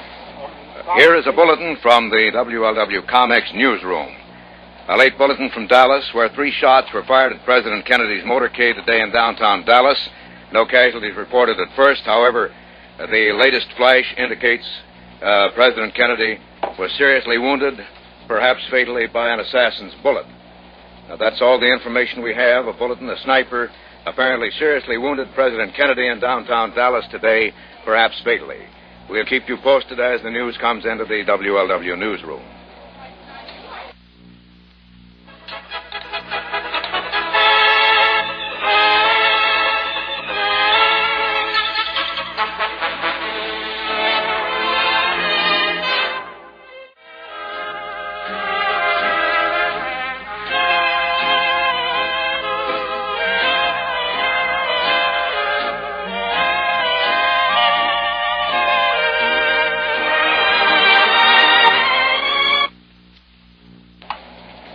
Here's another bulletin from Dallas. The latest report says President Kennedy and Governor Connolly of Texas were cut down by an assassin's bullets while they toured downtown Dallas in an open auto today. Clint Hill, a Secret Service agent assigned to Mrs. Kennedy, said he's dead as the president was lifted from the rear of a White House touring car and rushed to an emergency room in the hospital. The president, his limp body cradled in the arms of his wife, was rushed to the hospital where the governor of Texas also was taken. That is the latest information on the either assassination attempt or assassination of President Kennedy in Dallas, Texas this afternoon. We'll keep you informed as the latest bulletins arrive in the Comex newsroom.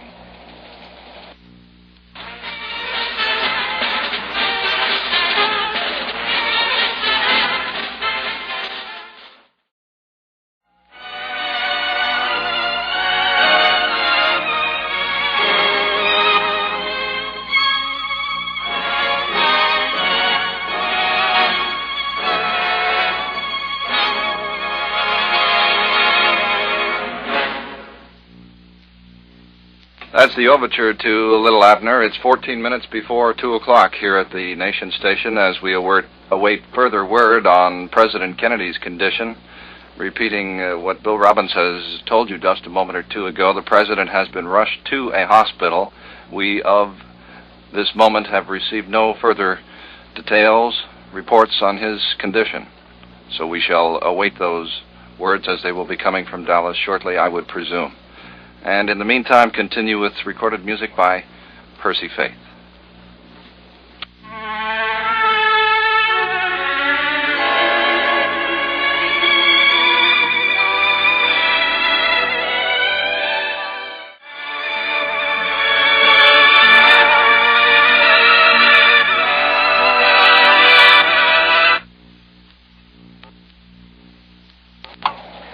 further word from Dallas on the shooting of President Kennedy this afternoon. The latest add to the original story that the president had been shot, and a Secret Service agent assigned to Mrs. Kennedy said the president was dead. He was rushed to Parkland Hospital. And further word says that reporters about 5 car lengths behind the chief executive heard what sounded like 3 bursts of gunfire. Secret Service agents in a follow-up car quickly unlimbered their own rifles and drew their pistols, but the damage was done. The president was slumped over in the back seat of the car, face down. Texas Governor Connally lay on the floor on the rear seat. It was impossible to tell at once where President Kennedy was hit, but bullet wounds in Connally's chest were plainly visible, indicating the gunfire might possibly have come from an automatic weapon. 3 loud bursts of fire were heard. Dallas motorcycle officers escorting the president leaped from their bikes and raced up a grassy hill. That's all the information we have. No indication of where the shots actually came from, who fired them, or whether the person or persons are in custody. The only indication we have that the president might be dead was the statement by Clint Hill, the Secret Service agent assigned to Mrs. Kennedy, who said he's dead when the president was lifted from the rear of the White House touring car and rushed to Parkland Hospital.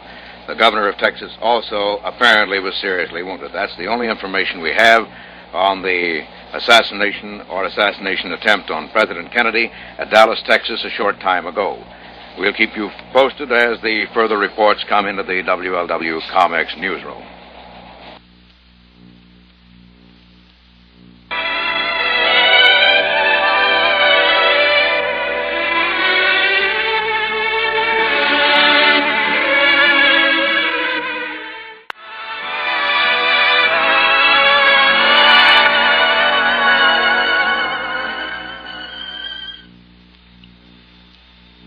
This is an NBC News Bulletin. We take you now to Robert McNeil, NBC News in Dallas, Texas. Several shots were fired today as President Kennedy's motorcade passed through downtown Dallas.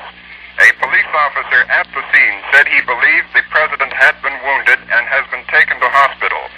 People screamed and lay down in the grass as the shots were heard as the motorcade went by. Police immediately fanned out over a wide area. A small Negro boy and a white man said they had seen a man with a gun in the window of a building overlooking the route. This is Robert McNeil, NBC News in Dallas, Texas. This has been a Hotline Special Report. Stay tuned to your NBC station for other Hotline reports and for the late developments on the NBC News on the Hour.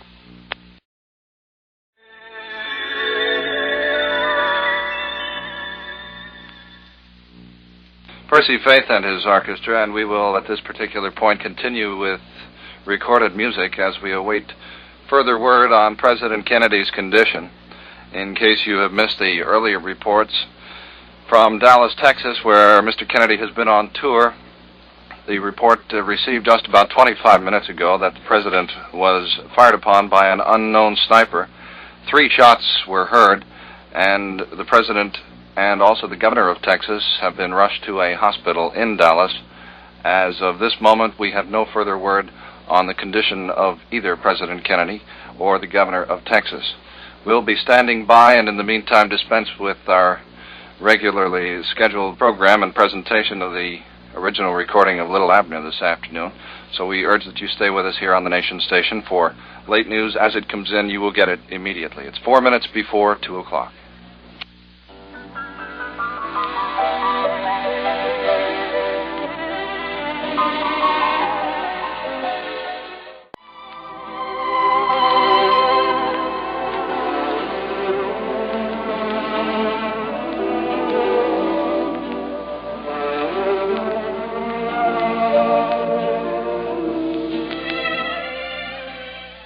We're approaching news time here at the Nation Station. I'll remind you this is WLW in Cincinnati. We urge you to stay tuned for any further bulletins from Dallas on the condition of President Kennedy, who was fired upon today by an unknown sniper, wounding the president and also the governor of Texas. I suspect some details coming up now on NBC News at 2 o'clock. This is NBC News. Here is Peter Hackis in Washington. President Kennedy has been shot. As of now, there is no final official report on his condition. Here now, piece together the news items we have as they have reached us from Dallas, Texas. Within the hour, President Kennedy and Texas Governor John B. Connally were cut down by would-be assassins' bullets as they toured downtown Dallas in an open automobile. Representative Albert Thomas, Democrat of Texas, says he's been informed the President and Governor Connally were both still alive after having been shot in an assassination attempt. Thomas, standing outside the corridor of the emergency room in which both Mr. Kennedy and Connally were under treatment, said he's been told the President was still alive, but in very critical condition. The President, his limp body cradled in the arms of his wife, was rushed to Parkland Hospital. The governor also taken to Parkland. A Secret Service agent, Clint Hill, a man assigned to protect Mrs. Kennedy, said he's dead as the President was lifted from the rear of a White House touring car, the famous bubble-top car which was sent to Dallas from Washington. He was rushed to an emergency room in the hospital. Other White House officials who were questioned about it say they were in doubt. The corridors of the hospital, of course, in pandemonium. The incident occurred just east of a triple underpass facing a park in downtown Dallas, Texas.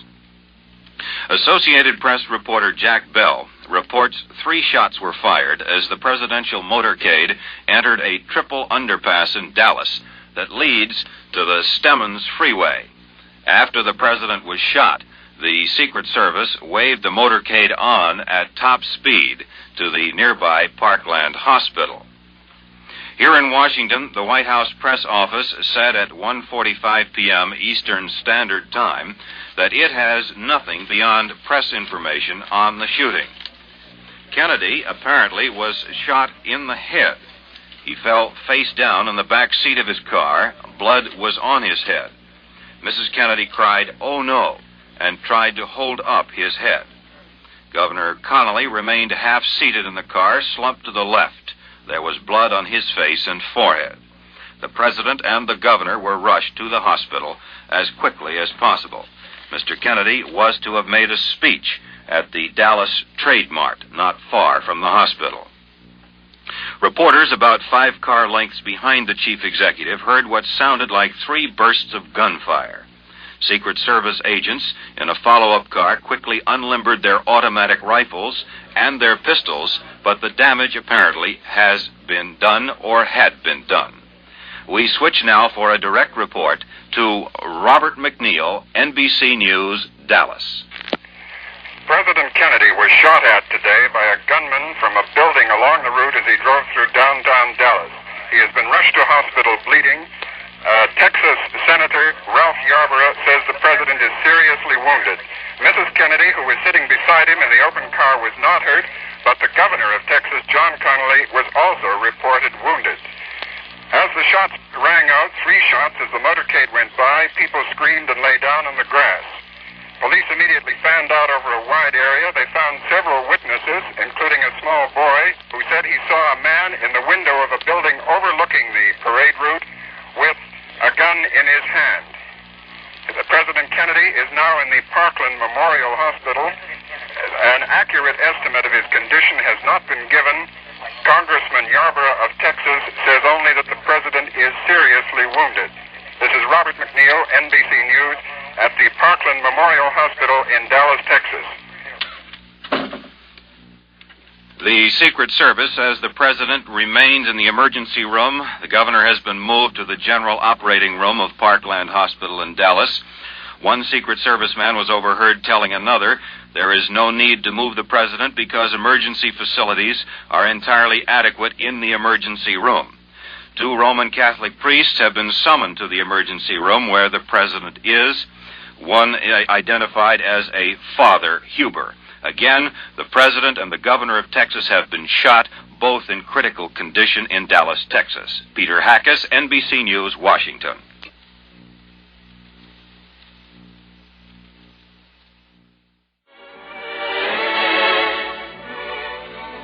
It's 9 minutes after 2 o'clock. We are still awaiting any further developments, any further word from Dallas, Texas on the condition of President Kennedy and also the governor of Texas. And to bring you up to date, in case you have missed earlier reports, Let's call in Glenn Wilson. Glenn? The latest report we have from Dallas is that the president is critical. However, that's all we have so far. Now, to bring you up to date on everything that has happened, President Kennedy and Governor John Connally of Texas were cut down by an assassin's bullets as they toured downtown Dallas, Texas in an open automobile today. The president, his limp body cradled in the arms of his wife, was rushed to Parkland Hospital. The governor also was taken to Parkland. Clint Hill, a Secret Service agent assigned to Mrs. Kennedy, said he's dead as the president was lifted from the rear of the White House touring car, the famous bubble top from Washington. However, the late word we have is that he is in critical condition, and that's all we have as to his condition at this present time. The president was rushed to an emergency room in the hospital. Reporters about 5 car lengths behind the chief executive heard what sounded like 3 bursts of gunfire. Now we have later word coming in here. I'll get that to you in just a moment. Secret Service agents in the follow-up car quickly unlimbered their automatic rifles. The bubble top of the president's car was down. They drew their pistols, but the damage was done. The president was slumped over in the back seat of the car, face down. Connally lay on the floor of the rear seat. It was impossible to tell at once where Kennedy was hit, but bullet wounds in Connally's chest were plainly visible, indicating the gunfire might possibly have come from an automatic weapon. There were 3 loud bursts. Dallas, Texas motorcycle officers escorting the president quickly leaped from their bikes and raced up a grassy hill. In just a few seconds, we're going to have a direct report from NBC in Dallas. To give you a few more details, we do not know the condition of the president at this present time, other than the report from the hospital in Dallas, Texas, is that he is critical. And now we're going to join the NBC network for a direct report with the latest information they have on the attempted assassination of President Kennedy. Now here is Edwin Newman, NBC. The latest word on President Kennedy's condition comes from Representative Albert Thomas of Texas. He says he's been informed that Mr. Kennedy is still alive, but in very critical condition. 2 Roman Catholic priests have been summoned to the room where Mr. Kennedy is lying. Here is a bulletin just in. President Kennedy has been given blood transfusions at Parkland Hospital in Dallas, Texas. That is where he is lying. This is an effort to save his life. The president is at Parkland Hospital after the assassination attempt against him and Governor John Connally of Texas. The president was shot in the head. Governor Connally was shot in the chest. He has been taken to the operating room. The president remains in the room to which he was originally taken because emergency facilities there are said to be completely adequate. To repeat, the president remains in the emergency room at the Parkland Hospital in Dallas because emergency facilities in that room are considered to be perfectly adequate. The president has been given blood transfusions in an attempt to save his life. 2 Roman Catholic priests have been summoned to that emergency room. A White House spokesman said someone had asked for the priests. We have not yet been told who sent for them. To recapitulate the day's events, a sniper shot President Kennedy and also Governor John Connally of Texas, with whom the president was riding as they drove through downtown Dallas today. Mr. Kennedy apparently was shot in the head, and he fell face down in the back seat of his car. It was an open car. Blood was on his head. Mrs. Kennedy was by his side. She was not hurt. She was heard to cry, "Oh no," and she tried to hold up the president's head. Governor Connally remained half-seated, slumped to the left. There was blood on his face and forehead. There was also blood on his chest. The president and the governor were then rushed to the Parkland Hospital near the Trade Mart in Dallas, Texas. The president was to speak at the Dallas Trade Mart in the course of his 3-day visit to Texas. Today was the 2nd day. Blood was spattered all over the limousine, which had been flown in especially to carry the president in the Dallas welcoming parade. Secret Service men at once drew their weapons, but it was too late to prevent the damage that had been done. I repeat, the president is still alive, but he is said by Representative Albert Thomas of Texas, one of his hosts in Dallas, to be in very critical condition. The corridors of the hospital are described by those who were there as in pandemonium. At the height of the drama in the emergency room where the president is lying, a weeping Negro woman bearing a small, bloody child rushed into the hospital. A nurse and an intern went quickly to her side. Mrs. Kennedy, as I have said before, is safe, but she is stunned by what has happened. Mrs. Connolly also appears to be safe. She is stunned also. We will, of course, continue with our news bulletins moment by moment as they come to us. We now join the facilities of NBC Television for a simultaneous broadcast. NBC correspondent Bill Ryan is speaking. Window of a building about a block away from the cars. There are other reports that a man was seen with a high-powered rifle. There is no indication yet that whoever fired the shots at the president and the Texas governor has been found. The word from Parkland Memorial Hospital is that President Kennedy is being treated in an emergency room of the hospital, that he has received blood transfusions, that he is in critical condition but alive. There is no word on how many times he was struck by bullets or where he sustained the wounds. Now, for Washington reaction to this tragic story, we go to NBC News Washington and David Brinkley. Bill, there isn't a great deal as yet because obviously the news has just got here. It was taken to Congress, which of course recessed immediately to wait to see what has happened. We've checked with the White House, which has told us it doesn't know any more than we know, and in fact has been listening to us to see what it could find out. The president's brother, Edward Kennedy, Teddy Kennedy, was on the floor of the Senate and was informed of the news by the Senate Democratic leader, Senator Mike Mansfield. The only word beyond that we have is that Senator Kennedy didn't know at the moment whether he would go to Texas or not. Beyond that, again, there is no particular or unexpected reaction here yet because most of Washington has just found out about it and is shocked and stunned along with everyone else. The White House, again, has no more information at the moment than we have. We'll stay here, of course, ready to bring you any at the moment it arrives. In the meantime, we'll switch back to you, Chet, Frank, Bill. This is NBC News with the last-minute word on President Kennedy's condition. For that, we switch to Alan Bickley, station WFAA in Dallas. President Kennedy has been shot during his tour of the city of Dallas, Texas.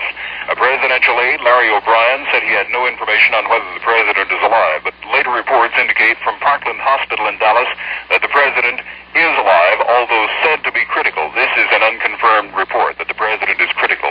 Texas Governor John Connally also was shot, has been taken to surgery in Parkland Hospital in Dallas, Texas. When the president was shot, Mrs. Kennedy jumped up and grabbed him, crying, "Oh no." Then the Secret Service ordered the motorcade to speed on to the hospital.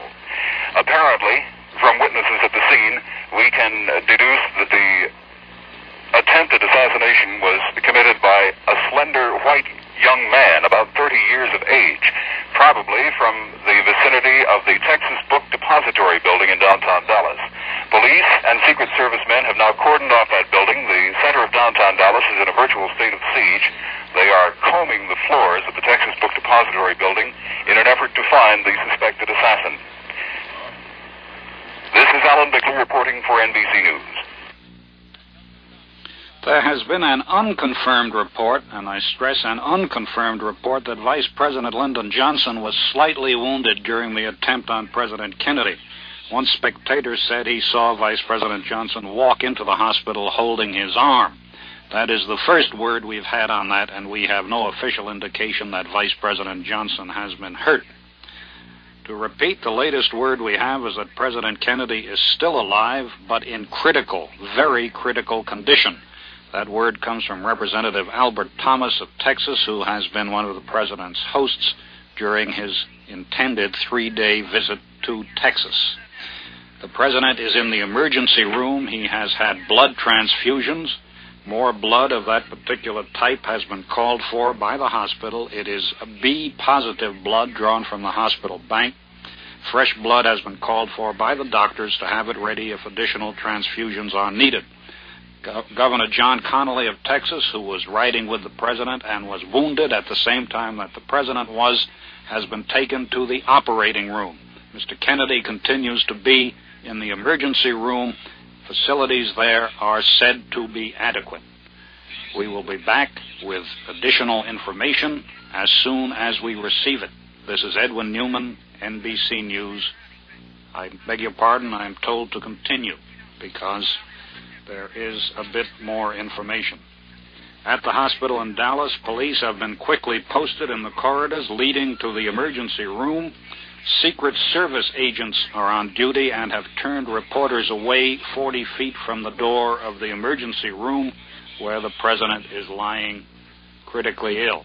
Now, for reaction here in New York to the news of the assassination attempt against President Kennedy, who is in critical condition in Dallas, Texas, we switch to Joseph Michaels at the Stock Exchange in Wall Street. The Stock Exchange itself has just suspended trading. A Board of Governors meeting was called by Keith Funston immediately after the terrible news was received, and the decision after the market was running slow and it tumbled about 2.5 points, 12 minutes behind on the ticker, with many issues suspending immediately, was that the market itself should suspend. I'm down here at Wall Street. There are lots of people here. Perhaps we can talk to some of them.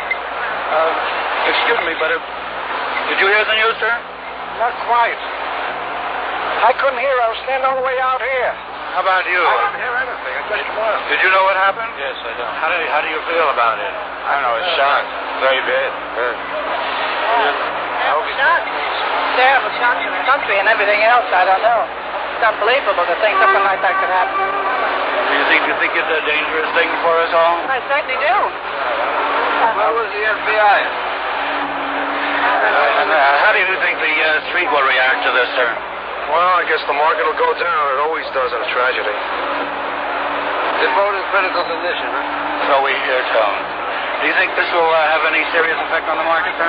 On what? On the market? I doubt it. Why? Well, I'd have to think. I doubt very seriously. The general condition of people here was that the ones that we've talked to so far was that this is an awful thing. This is Edwin Newman, NBC News in New York.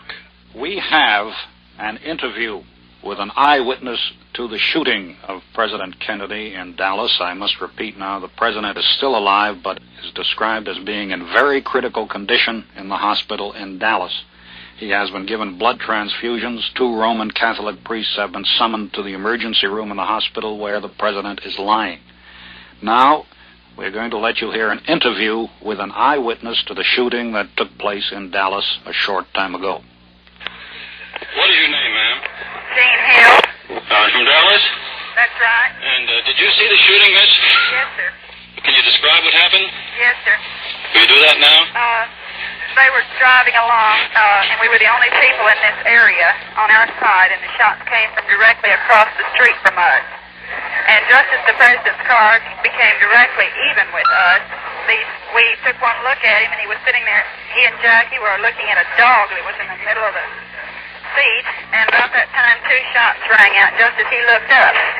Just as the president looked up, and these 2 shots rang out, and he grabbed his chest, and it looked like he was in pain, and he fell over in his seat, and Jackie fell over on him and said, "My God, he's been shot." After that, more shots rang out, and the car sped away. What kind of a car was that? What kind of a car was it? The president's car. I mean, where did the shots come from? The shots came from the hill. From the hill? Yes. It was just east of the underpass. And we were on the south side. Did you look up there where the shots came from, ma'am? Yes, sir. Did you see anyone? I thought I saw this man running, but I looked at the president, and for a while, and I looked up there, and I thought I saw a man running, and so right after that, I guess I didn't have any better sense. I started running up there too. And what is your name? Jean Hill. G-E-A-N? J-E-A-N. J-E-A-N. What's your address, Miss Hill? 9402 Bluff Creek. 9402 Bluff. This is the NBC newsroom in New York with the latest news about the assassination attempt on President Kennedy. The president is in Parkland Hospital in Dallas, where an attempted assassination against him was executed about an hour ago. The president is in very critical condition. He apparently was shot in the head. Mr. Kennedy has had blood transfusions. 2 Roman Catholic priests were called to the emergency room where he is lying. We do not know who called them there. Governor John Connally, who was in the car with the president, also was shot. He has been taken to the operating room in the hospital. An assistant to Governor Connolly said he asked him how it happened, and the governor replied, "I don't know. I guess from the back they got the president, too." The governor was shot just below the shoulder blade in the back. There had been a report that Vice President Lyndon Johnson was slightly wounded. We now hear from Mrs. Lyndon Johnson, the Vice President's wife, that the Vice President is fine. Asked whether her husband had been wounded, she shook her head negatively. Mrs. Kennedy was riding with the President when he was wounded. She cried, "Oh no," as she saw him shot, and cushioned his head as he fell. We now join the NBC television network telecast for the latest information. Anxious members of the White House staff gathered, including Major General Chester V. Clifton, military aide to the President, and Brigadier General Godfrey McHugh, the Air Force aide. Mrs. Evelyn Lincoln, the President's Secretary, Pamela Tenure, Press Secretary to Mrs. Kennedy, and other members of the staff were shown to a special waiting room not far from the emergency room area where the President was lying. As Frank McGee has reported on direct word from our correspondent in Dallas, a crowd is gathering outside Parkland Hospital in Dallas.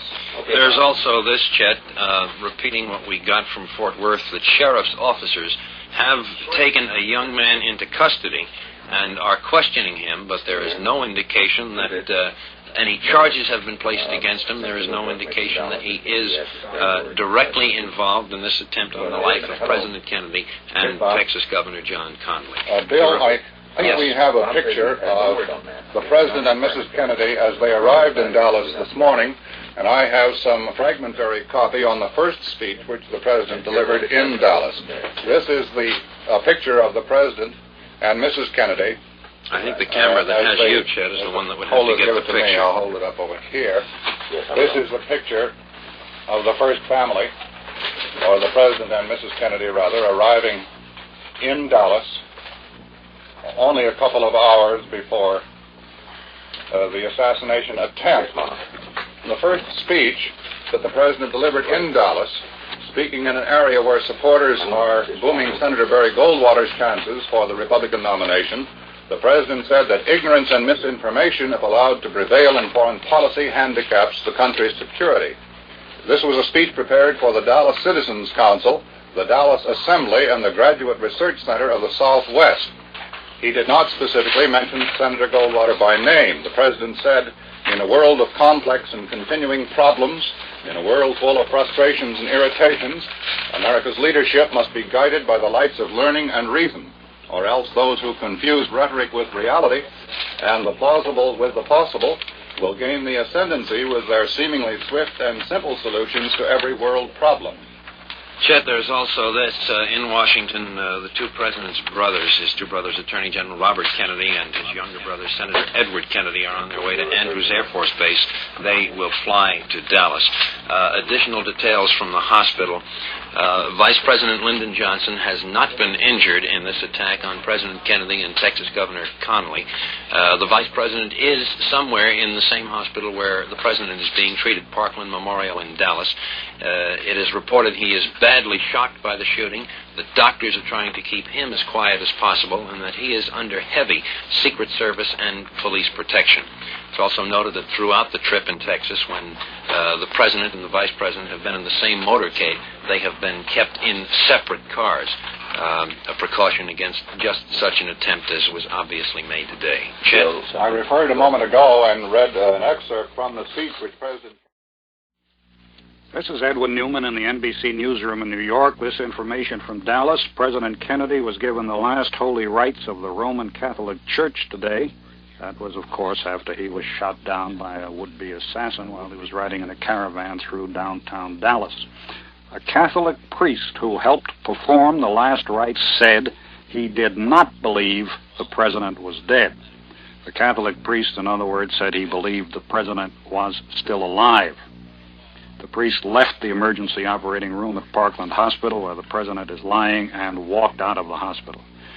We hear from Washington that Attorney General Robert Kennedy and the president's younger brother, youngest brother, Senator Edward Kennedy, are on their way to Andrews Air Force Base to catch a plane for Dallas. Also in Washington, the director of the FBI, J. Edgar Hoover, has, of course, instructed the Dallas office of the FBI to make an all-out investigation of the attempt on the life of President Kennedy and of Governor John Connally of Texas. Governor Connally was shot in the back below the shoulder blade. Here is a flash from Dallas. 2 priests who were with President Kennedy say he is dead of bullet wounds suffered in the assassination attempt today. I repeat, a flash from Dallas. 2 priests who were with President Kennedy say he is dead of bullet wounds. This is the latest information we have from Dallas. We are, of course, standing by to give you all available information as it comes to us. I will repeat with the greatest regret this flash. 2 priests who were with President Kennedy say he has died of bullet wounds.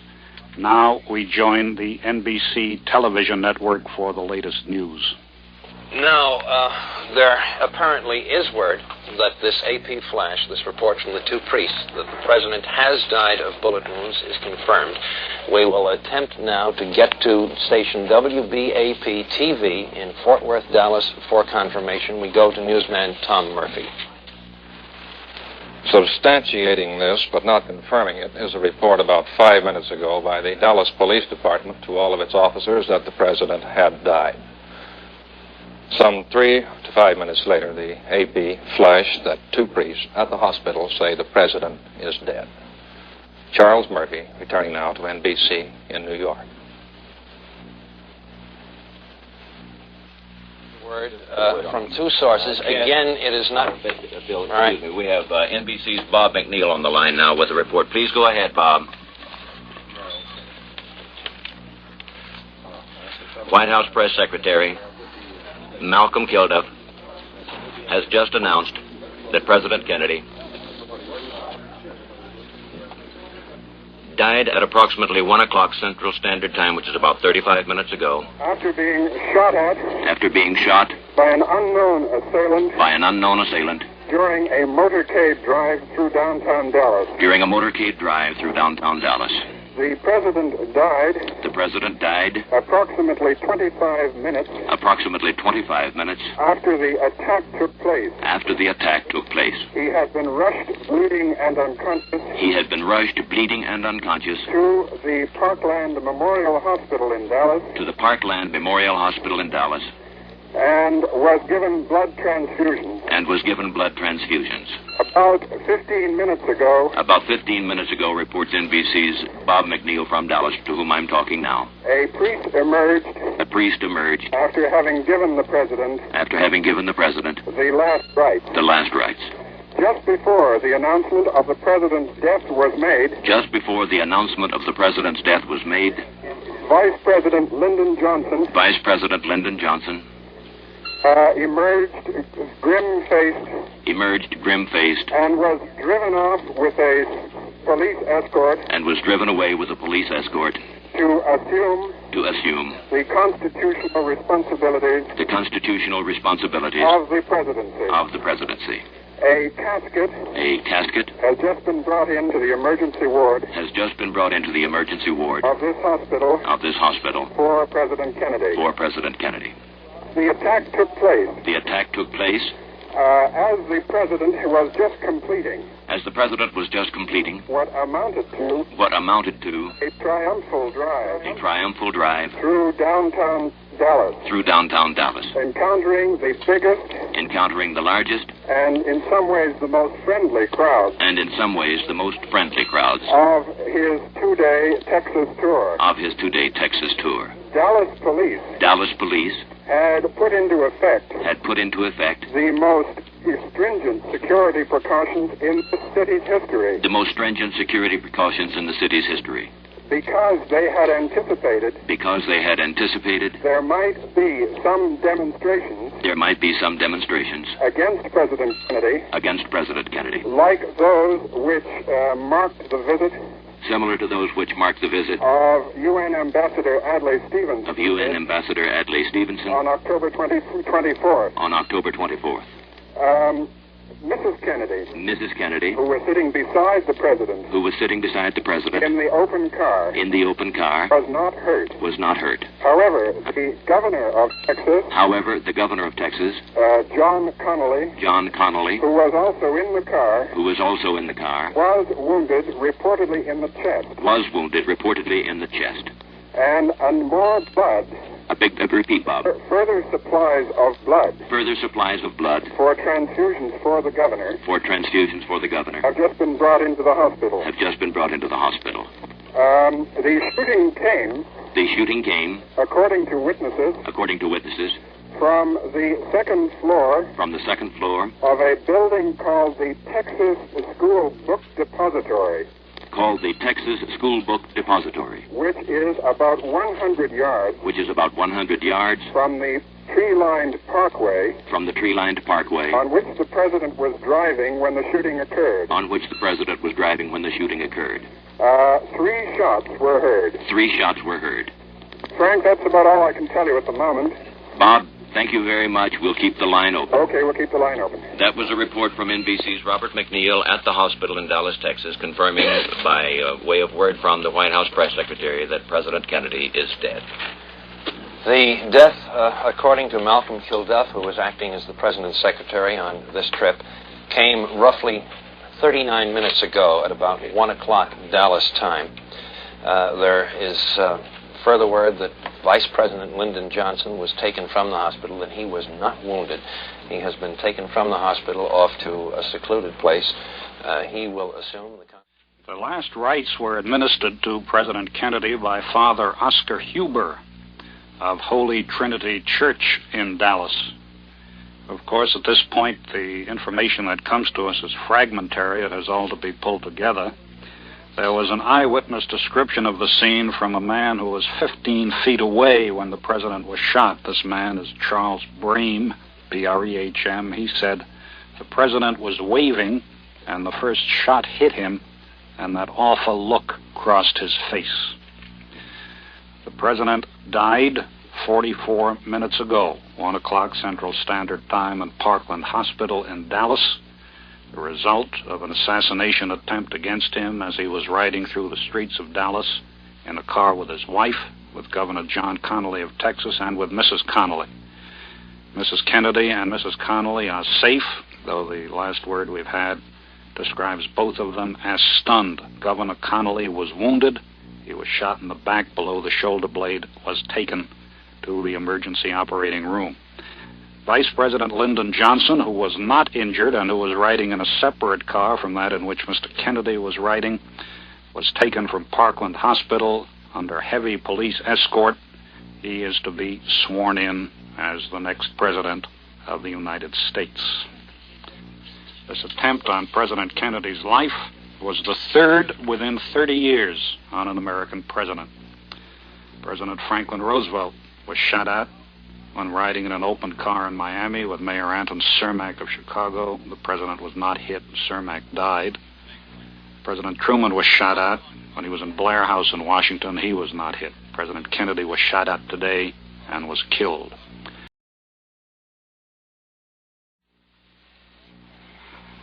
The American flag above the White House has just been lowered to half-mast, a solemn confirmation of the death of President Kennedy.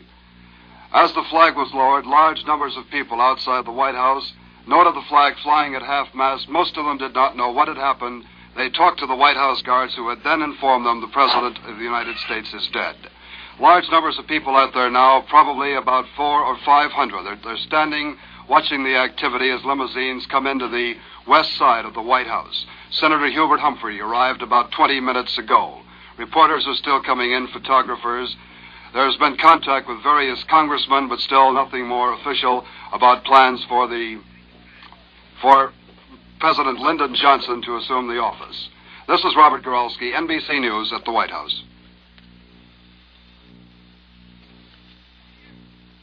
This is Morgan Beatty, NBC News, New York, taking over from this time.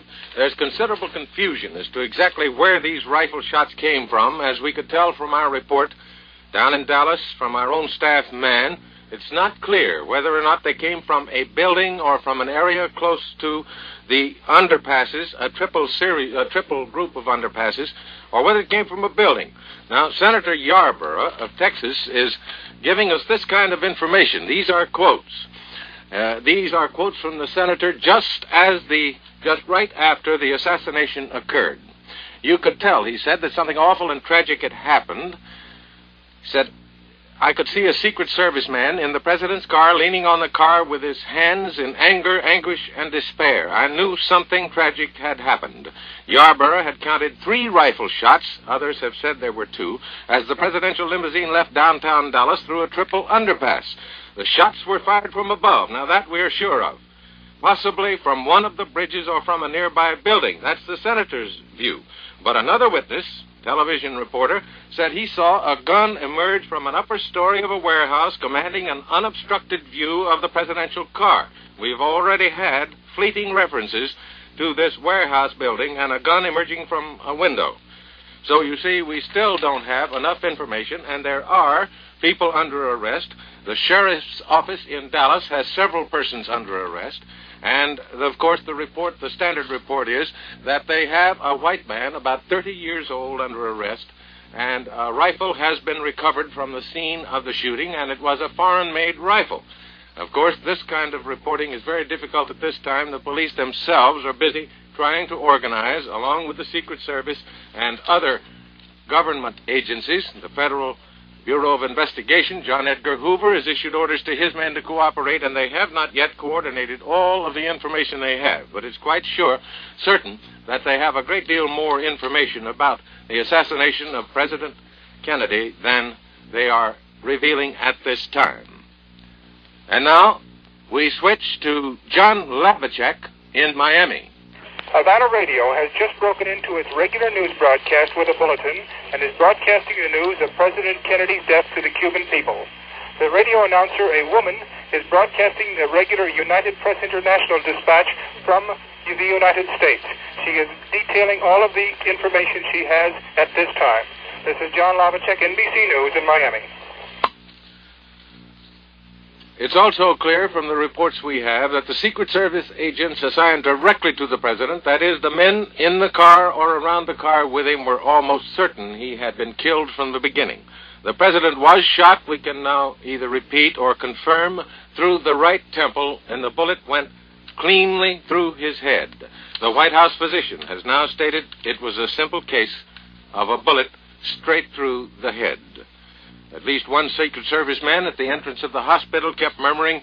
One of Mrs. Kennedy's Secret Service men kept murmuring as the car went up to the hospital and the president's body was being taken out that he's dead, he's dead. I'm sure he didn't know at that time he was dead, but Secret Service men know you can't be shot through the head, temple to temple, without being about as close to death as a man can be. And the question of administering the oath to the Vice President, Mr. Johnson, has still not been resolved, but the Secret Service has thrown an extraordinary guard around the Vice President. Mrs. Johnson was seen by reporters not too many minutes ago, and she was asked how the Vice President was, now the President of the United States, and she said, he's fine. We repeat what we've told you before, that Vice President Johnson was not shot. The other man shot was Governor Connolly of Texas. And the governor, by the way, has talked with Mr. Huber, his principal assistant. He is in apparently fairly good condition. He has said that he saw the whole thing, and they got the president, too, he told his assistants. The doctors have discovered that Governor Connolly of Texas has been shot just under the shoulder blade in the back, and the seriousness of it has not yet been determined, but he's conscious. He's able to talk to his friends, and Mr. Huber said that the governor had asked him, he had asked the governor what he could do for him, and the governor had asked him, please just take care of Mrs. Connolly for me. So apparently the governor of Texas is not injured as badly as it would appear that he had been at first. Incidentally, NBC News reports from Dallas that a car believed to be the assassin's getaway car has been seized in Fort Worth, and a suspect, a man still not identified, has been taken into custody. Also, a policeman also was shot and killed during the assassination. Incidentally, Fort Worth, as you know, is very close to Dallas, and a car could have got to Fort Worth with no trouble at all, provided the assassins had planned in advance how to get away from the motorcade in Dallas. Incidentally, a Negro woman rushed into the hospital where President Kennedy was taken with a wounded child. Now, whether the child had been injured in some other kind of situation or whether in the situation that occurred during the assassination of the president was not clear. The woman and the child were taken to the emergency quarters of the hospital. Incidentally, from Rome, the word is spreading very fast. England, we've heard from Havana, Europe, all are on the alert to news of the assassination of President Kennedy. From Rome, we have a report from Vatican City. Cardinal Francis Spellman of New York said tonight that he was shocked and grief-stricken to hear of President John Kennedy's death. These kind of statements, ladies and gentlemen, we'll be getting regularly and at frequent intervals for many hours to come. Incidentally, if the president was indeed alive, as most reports indicate he was, he lived about an hour after the sniper had cut him down in his limousine near downtown Dallas. The president was 46 years old, and of course, if it had been possible for him to have survived this shot, his vigor unquestionably would have pulled him through, but it was not. And incidentally, if you have any questions about the vice presidency, automatically the mantle of the presidency falls to the vice president on the death of a president. That means that he doesn't have to take any oath of office immediately. He is President of the United States. That's Lyndon B. Johnson of Texas, and as we reported to you, he was unhurt because he was automatically kept in another automobile so that there would not be the double close risk of the president and the vice president together in a situation of this kind, particularly in travel areas. And now let's see what they're doing on NBC TV News at this point. They have new reports on the president's assassination. The practice she's developed the last couple of days took the initiative in going over to the fence, and she and the president walked all along the fence, shaking hands with both hands, and the crowd was really delirious with them. And this kind of reaction was something like the reaction that was encountered in the big crowds all the way through the town. Very friendly. I saw only one hostile sign all the way through the motorcade, which went about 10 miles. And then suddenly, in the middle of this bright sunshine, the friendly crowd, and nobody expecting anything, these three muffled shots were heard. And it couldn't have been a more startling, gruesome contrast to the very pleasant, sunny, friendly atmosphere that he'd received, despite all the warnings that things were going to be difficult for him here in Dallas.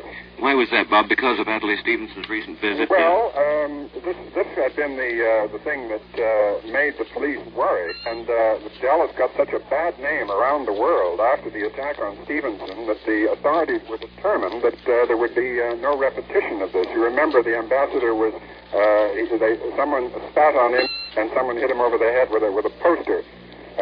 They mobilized a third of their entire city police force with extra paddy wagons around the corner and everything else, and put on a strong propaganda campaign in the newspapers and on the radio and TV stations to make sure that the name of Dallas was not dragged in the mud again by any unfavorable incident when the president came. And that is why it was such a contrast. What is the situation in the room where you are at the hospital now? Well, I'm in a little small waiting room where emergency patients wait to be taken into the operating rooms where they're treated. And there are a few policemen who are the only ones left in the long corridor leading to the room with double swinging doors, behind which we assume the president's body is being placed in the bronze coffin, which was taken in about half an hour ago, and from which we expect it to come out shortly. Bob, we have a still photograph here in the studio that has just moved, and it shows a man and a woman and what looks like two small children lying on the ground. I understand you saw these people. Yes, well, they were the first people I went to. I must have got there shortly before that picture was taken, when I jumped out of the press bus, and they, in common with many other people, were screaming and lying down in the grass to escape from the shooting. Now, Bob, again, about the area or the building from which the shot apparently was fired. Could you describe that for us and tell us about how far away it was from the car and how they would have been able to see the car from that distance? Yes, well, I'll describe the scene. There was, as you come out of the main street of downtown Dallas, which was packed with people, it leads into a parkway called the Triple Underpass. And that parkway, which is lined with trees and lawns, takes a bend. And behind some trees in the set of service road is a brick building of about 8 stories, which is called the Texas School Book Depository.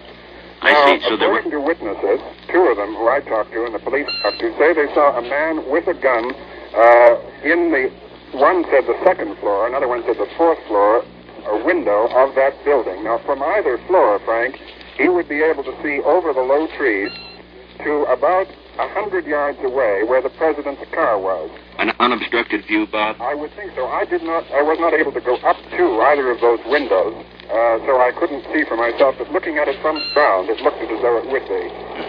The president, therefore, must have had presented either a profile to the assailant, if he was, in fact, in those windows where the witnesses say, and or his 3/4 back, because his car had actually passed the direct line from the window.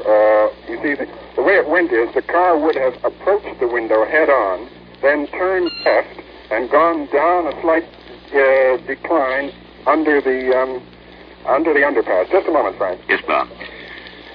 That seems to fit, Bill, with what he said. The word that we had here was the president was struck in the right Frank, temple. Yes, Bob. The body's just been carried out. Go ahead. Say again, Bob. The president's body has just been carried out of the hospital in the bronze casket, and it was accompanied by his military aide, Major General Clifton.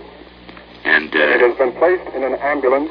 I understand it is being taken straight to the air base where he landed to be flown back to Washington. I see, Bob. The crowds have all been moved away from the door by the local police and the Secret Service. I can hear the motorcycle escort outside with the ambulance starting up. And the president's body, with the police motorcycle escort, is now pulling away from the hospital.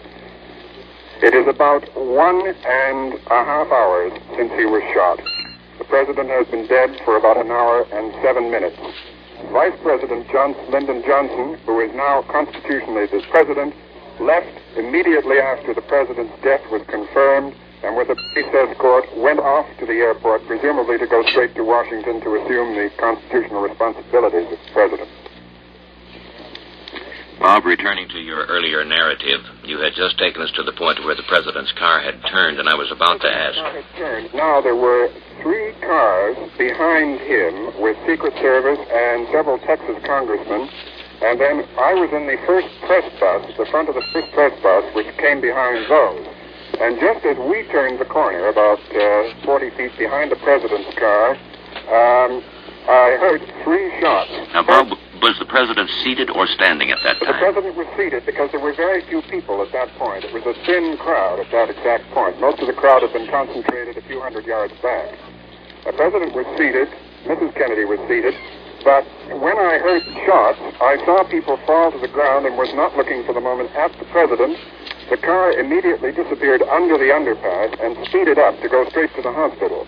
And I left the press box and went to this building from which shots reportedly came. Mm-hmm. What sort of a building is it, Bob? Well, it is I told you the title. It's the Texas School Book Depository. It's a orangey brick building of about 8 floors, and it was showing an expanse to the street of maybe about 8 windows wide in the front. Well, Bob, from the point where they think the man with the gun might have been seen to where the president was actually felled, would it have been possible for him to have been struck by a bullet in the right temple? That's his I believe that if he was using a high-powered rifle with a telescopic sight, one policeman told me he understood it was a high-powered rifle. I don't know about the telescopic sight. I assume that from that distance it could be. I see. Could be. About how fast was the president's motorcade going at the time of the fire? Slowly. It was about, by that time, having just gone around the corner, it was probably between 15 and 20 miles an hour. Mm-hmm. And Vice President Lyndon Johnson was how far behind? I'm not sure, Frank, which car. There was a jumble of congressmen in the car immediately behind, and I'm not sure which car Vice President Johnson was in. And then you say, of course, that the motorcade speeded up immediately and rushed toward the hospital. Disappeared under the underpass, and I had jumped out by that time and was running with the police. They thought the assailant had fled over some railroad tracks, and they chased him through what they thought was the assailant, through several trains, standing on the track. And now we have urgent bulletins from Dallas again. We reported to you not too long ago that the report that a policeman had been shot in connection with the president's assassination, but we had no further at the moment. Now we have detail to a certain extent. A Secret Service agent and a Dallas policeman were shot and killed today some distance from the area where President Kennedy was assassinated. We have no more information on that, but from the Secret Service, Lieutenant Eric Kaminsky reports the assassin weapon appears to have been a high-powered Army or Japanese rifle of about .25 caliber. The rifle had a scope on it, the same kind of rifle, apparently, that Medgar Evers, the Negro leader, was shot with in Mississippi. The entire building, as we've noticed before, or told you before, this was a warehouse near the underpass where the president was traveling. But the entire building, this warehouse where the sniper was located, was evacuated sometime before the president passed by. People were working in the building, however, at the time of the shooting. Dallas Police Inspector J.H. Sawyer says police found the remains of fried chicken and paper on the 5th floor of that building. Apparently, the person who had been there quite a while. And after the fatal shots were fired, the stricken president's Secret Service, of course, the driver, raced away immediately to the hospital. And we have further reports at this time from Dallas to piece out this story as fast as we possibly can. One of the prime reporters on station WFAA, the NBC affiliate in Dallas, is standing by. Pierce Alman, WFAA Dallas, will you please come in? About 12:15 today, I and a couple of other people from the station decided to walk about 4 blocks north from our studios to greet the President of the United States as he came through Dallas on a motorcade. He had left Dallas Love Field. He had a warm reception there. He had caused some consternation to the Secret Service agents around him by leaving the yellow marked guide lanes as he got off his jet and began greeting people who were standing alongside the wire fence at Dallas Love Field. Without incident, he got into his convertible, open top, and flanked by Secret Service men, began his ride through downtown Dallas. The reception was warm, it was enthusiastic, and as he came down Main Street on the way to the Stemmons Avenue Trade Mart, where he was to deliver an address sponsored by the Dallas Citizens Council, he turned the corner just before going under a triple underpass.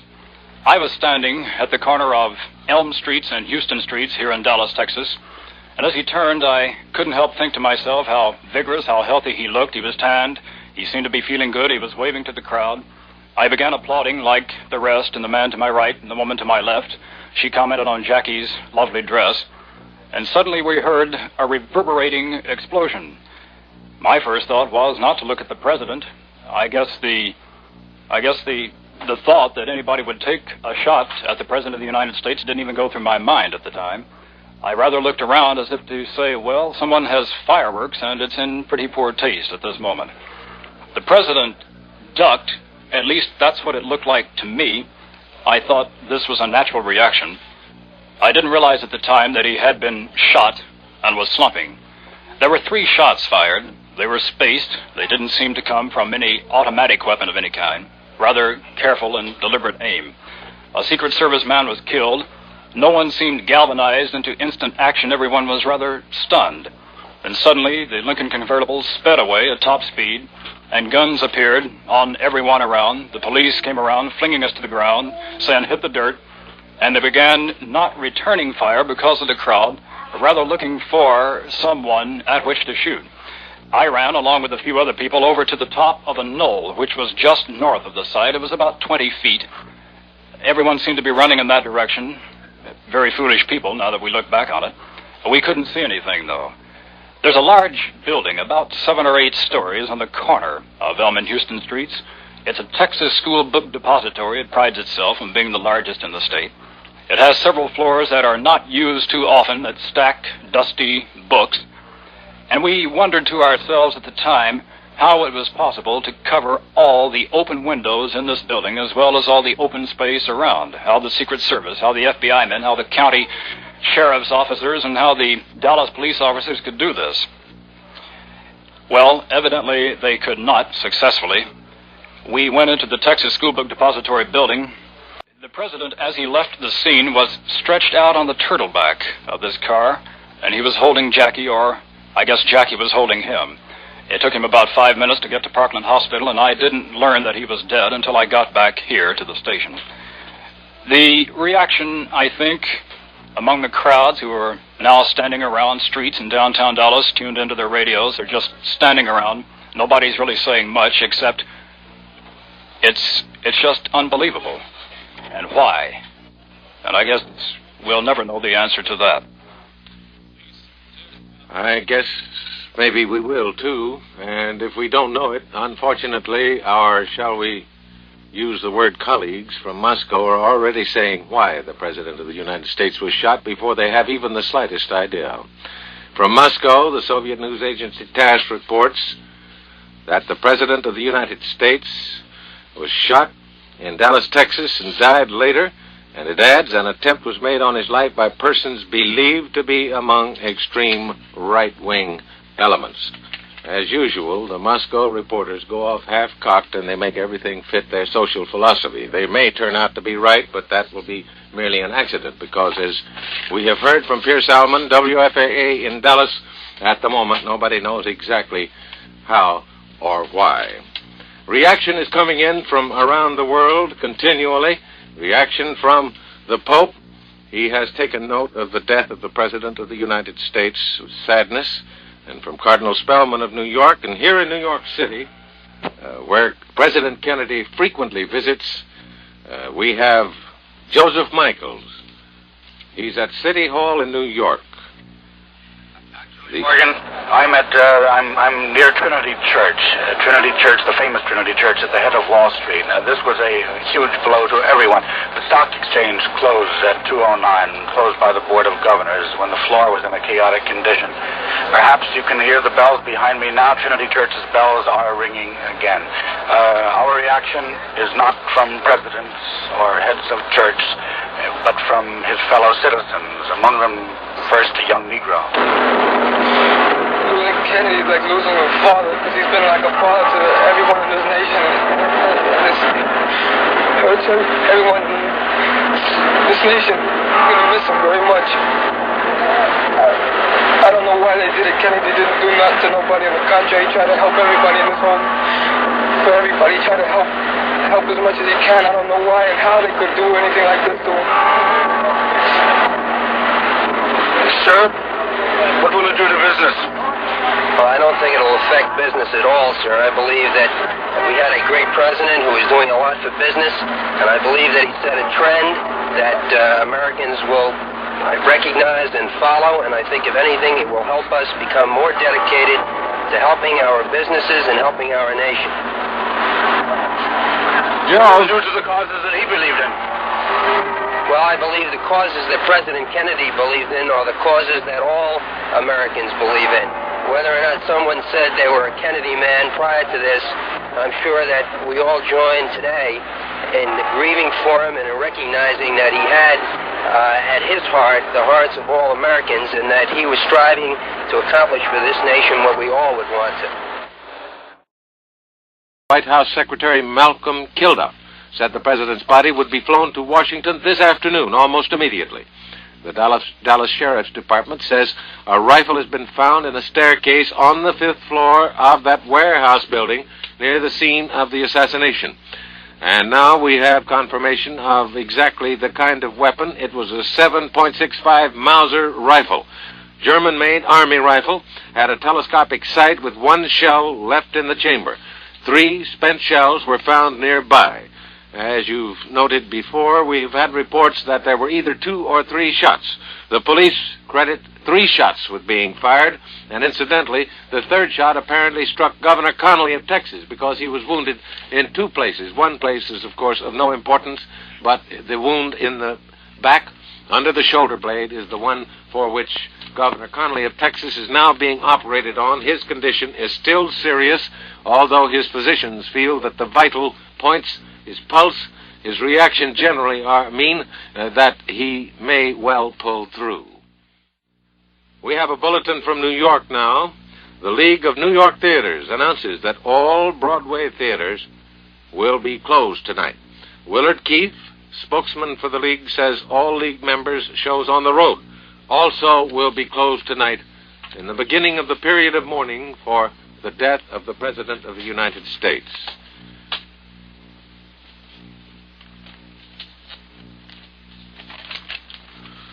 NBC News has learned that the military officers charged with arranging for state funerals are at the White House at this moment, discussing possible funeral plans. Mr. Kennedy is the first president to die in office under the new Defense Department setup. So protocol will have to be written as it is. That is, the idea of the military handling a funeral of the President of the United States is an entirely new one, and they will have to set precedents at this time. For those of you who may not know about it, one of the important facts of life in Washington is that the military is in charge of the District of Columbia in many ways. The Capitol building and so on is the only building there that's excluded from their direct charge, and they are indirectly in charge of that. So that it is entirely fitting, as was done a few years ago, that the Defense Department should handle affairs such as the one that we have regretfully and sadly before us, a funeral of another President of the United States, and this one in the terrible tradition of Lincoln and McKinley. The Army will have charge as usual. There are caissons and ceremonial horses at Fort Myer, Virginia, of course, along with units of troops ready for use in such capacities, so that Fort Myer will take charge of the funeral arrangements for President John Kennedy of the United States. And now more reaction from the Capitol. We switch now to NBC's Robert McCormick at the Capitol for reaction in the House of Representatives. Actually, this is reaction from the Senate. One of the first members of Congress to get the bad news was one of President Kennedy's oldest friends, Senate Democratic leader Mansfield. He turned pale when he heard the news, and then he and Dirksen together left the chamber to call the White House. Here is what Senator Mansfield had to tell us later. The passing of John Fitzgerald Kennedy is not only a tragedy for the nation which he so ably represented, but is, I think, also a mark upon the respectability and the responsibility of some of our citizens.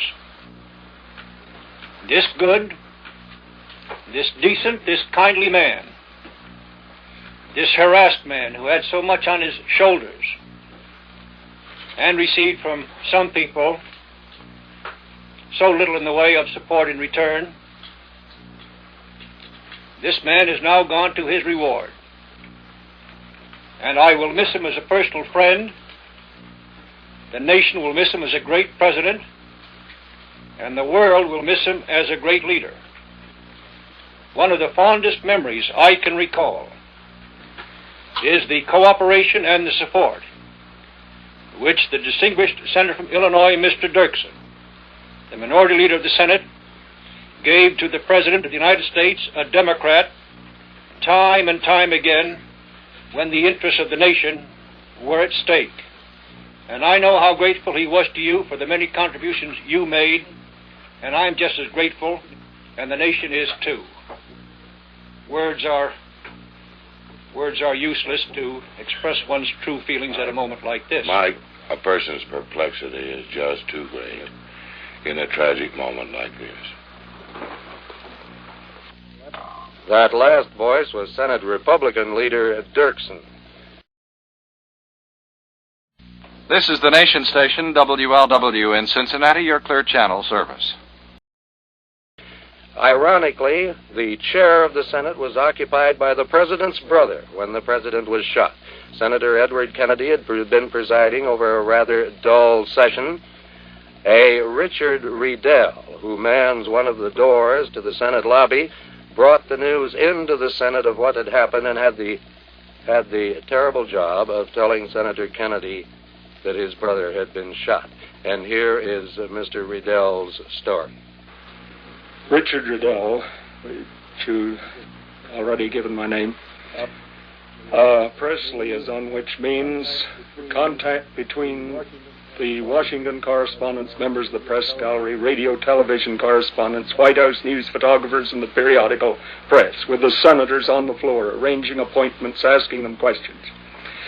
In the 45 years I have been on the staff of the Senate, since September 27, 1918, when I was a 9-year-old boy and a page for 4 years, this is one of the hardest blows and one of the most moving, tragic experiences that I have ever known to sweep over the Senate. I may, if there's time later, mention when President Roosevelt died and President Truman, Vice President, then was presiding when the word of his death came. Well, the tickers in the lobby, AP and UP tickers, are read by senators and staff members for routine information. Phyllis Rock of the staff of Senator Morse of Oregon was in the lobby by herself reading the ticker. She turned to one of my assistants, Tom Pelican, who is with Senator Long of Missouri in his office part of the time, and said the president has been shot. Tom rushed out to tell me. I immediately went into the Senate chamber in front of the desk of Majority Leader Senator Mike Mansfield, raised my voice so that he and the senators at the surrounding desks could hear, and said, "Senators, the president has been shot."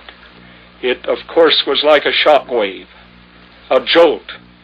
I crossed the aisle to the Republican side, where Senator Dirksen was seated, and in the same manner told Senator Dirksen and the Republican senators who were at adjacent desks, with, of course, the same shock reaction and stunned expression on their faces.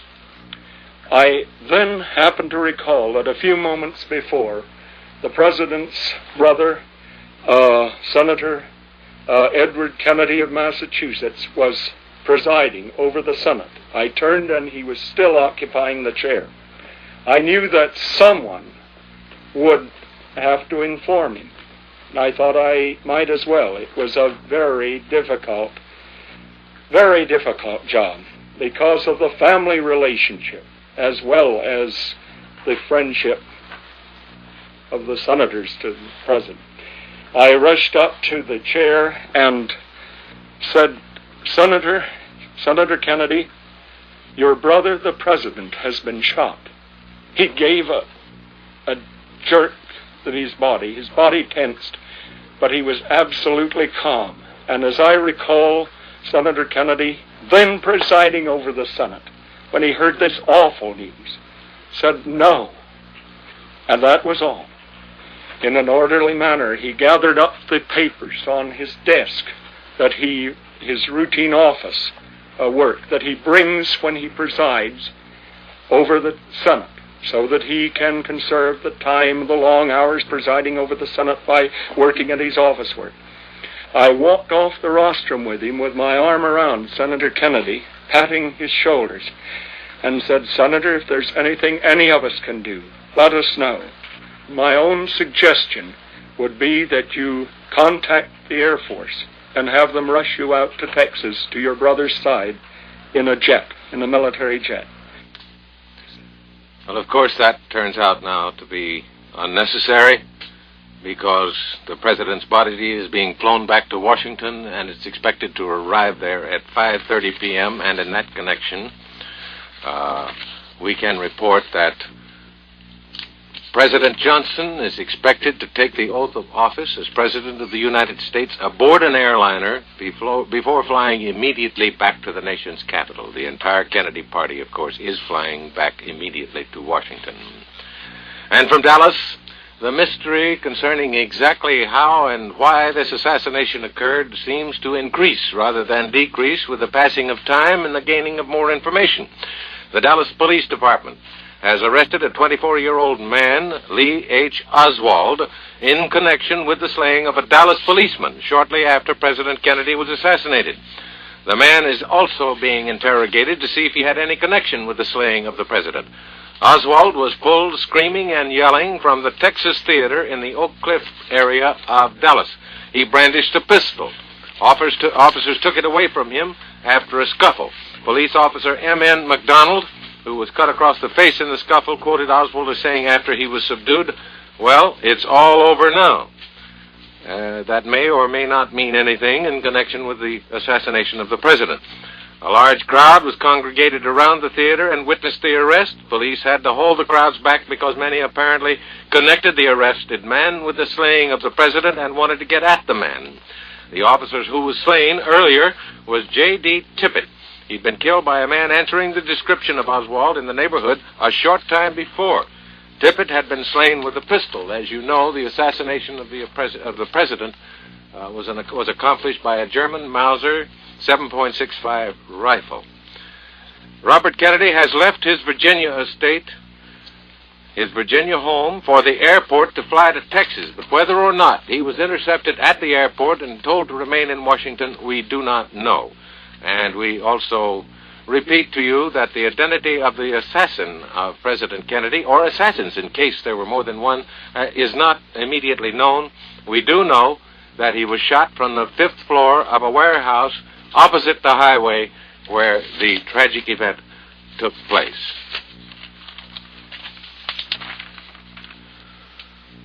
Dr. Malcolm Perry, the attending surgeon at Parkland Hospital in Dallas, said when he arrived at the emergency room, "I noticed the president was in critical condition with the wound of the neck and head." When asked if possibly the wounds could have been made by 2 bullets, he said he did not know.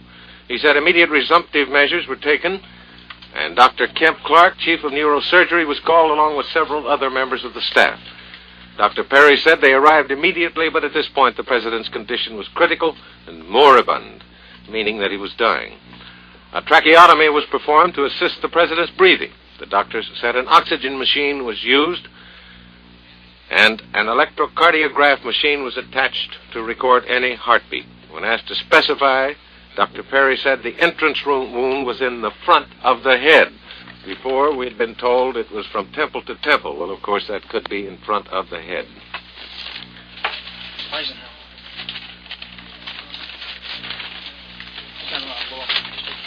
Former President Dwight Eisenhower today called the assassination of President Kennedy a despicable act. The former president, in a statement issued from his suite at a hotel in New York, said this: "I share the sense of shock and dismay that all Americans feel at the despicable act that resulted in the death of our nation's president. Mrs. Eisenhower and I also join with all other citizens in expressing our personal grief and prayerful concern to Mrs. Kennedy and all other members of the family." Take note of that one statement about our nation's president. Oftentimes people confuse the person of the man in the White House with the office of the presidency. No doubt the assassins did that. They do not recognize, they could not, the terrible harm they're doing to 180 million people and the chief office of those people, not to a mere man named John F. Kennedy. Comment from Chief Justice Earl Warren. He says, "I was stunned and shocked to hear of the president's death." It's interesting to note that Chief Justice Warren had sworn President Kennedy in as the chief executive of our nation. And now more details on Moscow, the way the news has been broken to the people of Russia. Wlw-Radio broke into its home services news bulletin to tell Soviet listeners that President Kennedy had been shot. This was before the news of the president's death had reached Moscow through official channels. The Home Service in Moscow is a service beamed directly to all newspaper offices in the Russian republics, and it is relayed from there to various radio stations throughout Soviet Russia. From State Line, Nevada, actor Peter Lawford, the president's brother-in-law, when told of the assassination, cried, "Oh, my God." Ladies and gentlemen, a bulletin from Dallas. Lyndon B. Johnson was sworn in as President of the United States at about 1:38 p.m. Central Standard Time today. That was about 6 minutes ago. The oath was administered by United States District Judge Sarah T. Hughes. For the first time in the history of the United States, a woman official has sworn in a President of the United States. So now, apparently, Mr. Johnson will take another plane and fly immediately to the capital of the United States, where President Kennedy's body will be taken, and the planes are expected to arrive in Washington about 5:30 p.m. The Pentagon officials in charge, the military officials of the Pentagon, have already taken charge of funeral arrangements for President Kennedy. There will be a lying in state in the rotunda of the Capitol, as there has been in the case of all presidents and in the case of many prominent Americans, including the late Senator Robert Taft. The president will lie in state very near the place where Abraham Lincoln lay, where President McKinley, another victim of an assassin, lay after his assassination. President Kennedy becomes the fourth president of the United States who was assassinated in office. Another one was shot and wounded, President Teddy Roosevelt.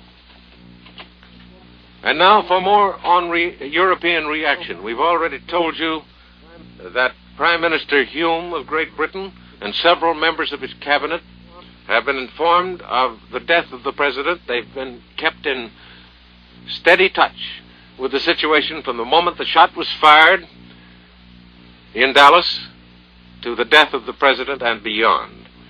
For reaction now of a more general nature, we take you to Kenneth Bernstein in London.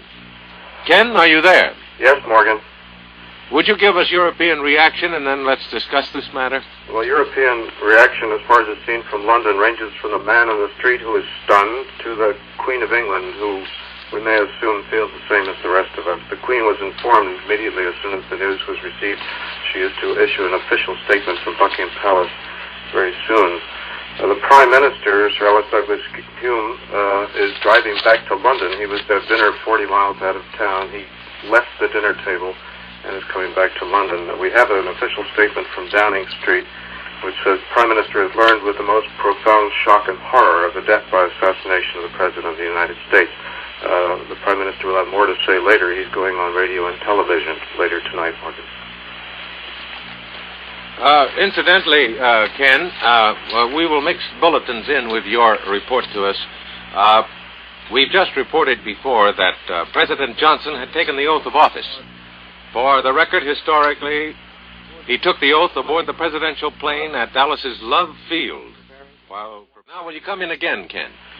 Yes, Morgan. I think an interesting indication of the impact of this news in Europe is the fact that the BBC, which is a very steady-going outfit, was completely unprepared for it and went to silence and complete despair, apparently. There was a minute of silence after the original bulletin, and then the announcer, almost stuttering, which is most unheard of on the BBC, said, "We will now have some soft music." And he did. And an hour after the original bulletin on BBC Radio, they were to begin a panel program, a lighthearted program called Any Questions. And the panelists announced that they had decided not to go ahead with the program in deference to the death of the president. And a member of the panel, Lord Boothby, who was a colorful Tory, got up and said, "I have lived through 2 wars. I've had to live through some hard touches, including the deaths of friends. But the blow that has fallen tonight is for me the most shattering of all." I think that sums up the way an awful lot of people in Britain feel. Morgan, I went over to the Dover Castle, a pub near our office and near the BBC, They were very well informed because the BBC news staff were recalled from the pub. The bartender said, "This is terrible news," and a customer said, "It's a disaster."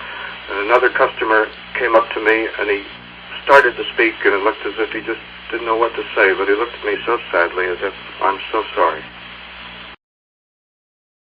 Switch now, once again, to Dallas, Texas, to WFAA. Tom Perryman, will you come in? Yes, we will, Morgan. Governor Connolly was shot 3 times. A bullet entered his right arm, his left leg, and the back. He is reported in very, very serious condition, but not critical condition. Also, we have 2 of our newsmen at the mic right now. Both were there when the president was shot. I would like for you to hear the comments of Mel Couch and Pierce Allman. Mal, could you tell us what you saw? Yes, I was in the 8th car in the motorcade. There were 5 other newsmen, myself, in this car. We just rounded a corner, and the president's car was heading out of downtown proper. We were at right angles to the president's car, about approximately 50 to 75 feet away. I heard this shot, or what it sounded like at the moment, to be a motorcycle backfiring, and I heard another one, and by the 3rd shot, it sounded, by then, the men in the car realized that it was not a motorcycle, but it was someone firing. Our car rounded the corner just as the president's car sped off down underneath an underpass and out onto what is known as Stemmons Expressway. I looked to the left of me as a policeman fell, pulled his pistol. To the right of me, 2 citizens dropped to the ground, and I had a chance to take a quick shot of the window from whence the assassin fired his weapon. That was an eyewitness report from Mal Couch, WFAA TV newsman. Pierce Allman also was nearby when the president was shot. Can you add anything briefly, Pierce? Not at all, Tom. I heard the 3 shots. I glanced. The president was down in the car. I thought he was ducking, which was a natural reaction. And Jackie was just beginning to clutch at him, and he had Jackie. Then the car sped off, and I ran over to the Texas School Book Depository building where the shots occurred. And I didn't see anybody run out or run past. We just got back from there. Also, Morgan, we have a statement from Lieutenant Governor Preston. Thank you. I would like to note at this time we have word from the White House Secret Service detail about the confusion surrounding those who died along with the president.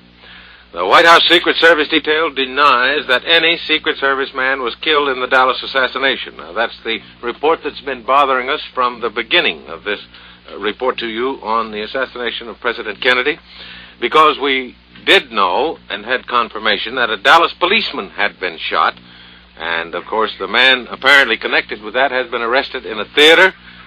At least the man by the name of Oswald, a young man, black curly hair, has said it's all over now. But anyway, the Dallas policeman has been shot. There has been no Secret Service man shot. Incidentally, the Secret Service detail in the White House announces that Speaker John McCormick of the House of Representatives has now received a Secret Service guard. He is next in line for the presidency behind Lyndon Baines Johnson, who has been sworn in as President of the United States and is now en route to Washington. The Police Department of Dallas, Texas, reports that Lee H. Oswald, who was arrested in a theater in the outskirts of that city soon after the assassination of President Kennedy, is the prime suspect in the assassination of the president. They identify Lee H. Oswald, this curly black-haired man in his 20s, as a chairman of a Fair Play for Cuba committee. Now, in that connection, it is interesting to note what the Fair Play for Cuba committee is in the United States, or the various committees that were formed in universities primarily a couple of years ago. I happen to have reported the Fair Play for Cuba committee formation. This committee was originally formed with $5,000 traced directly by the Federal Bureau of Investigation from the hands of the Foreign Minister of Cuba, Raul, to an American and it was intended to build a backfire against the government of the United States here.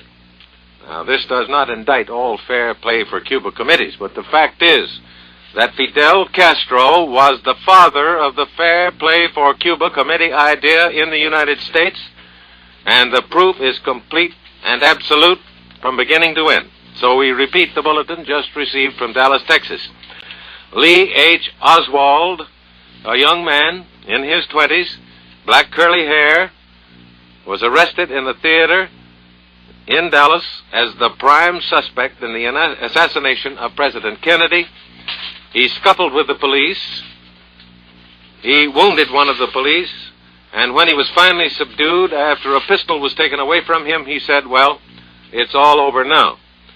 So all of the evidence points to the fact that the police of Dallas are on the track of a very tragic connection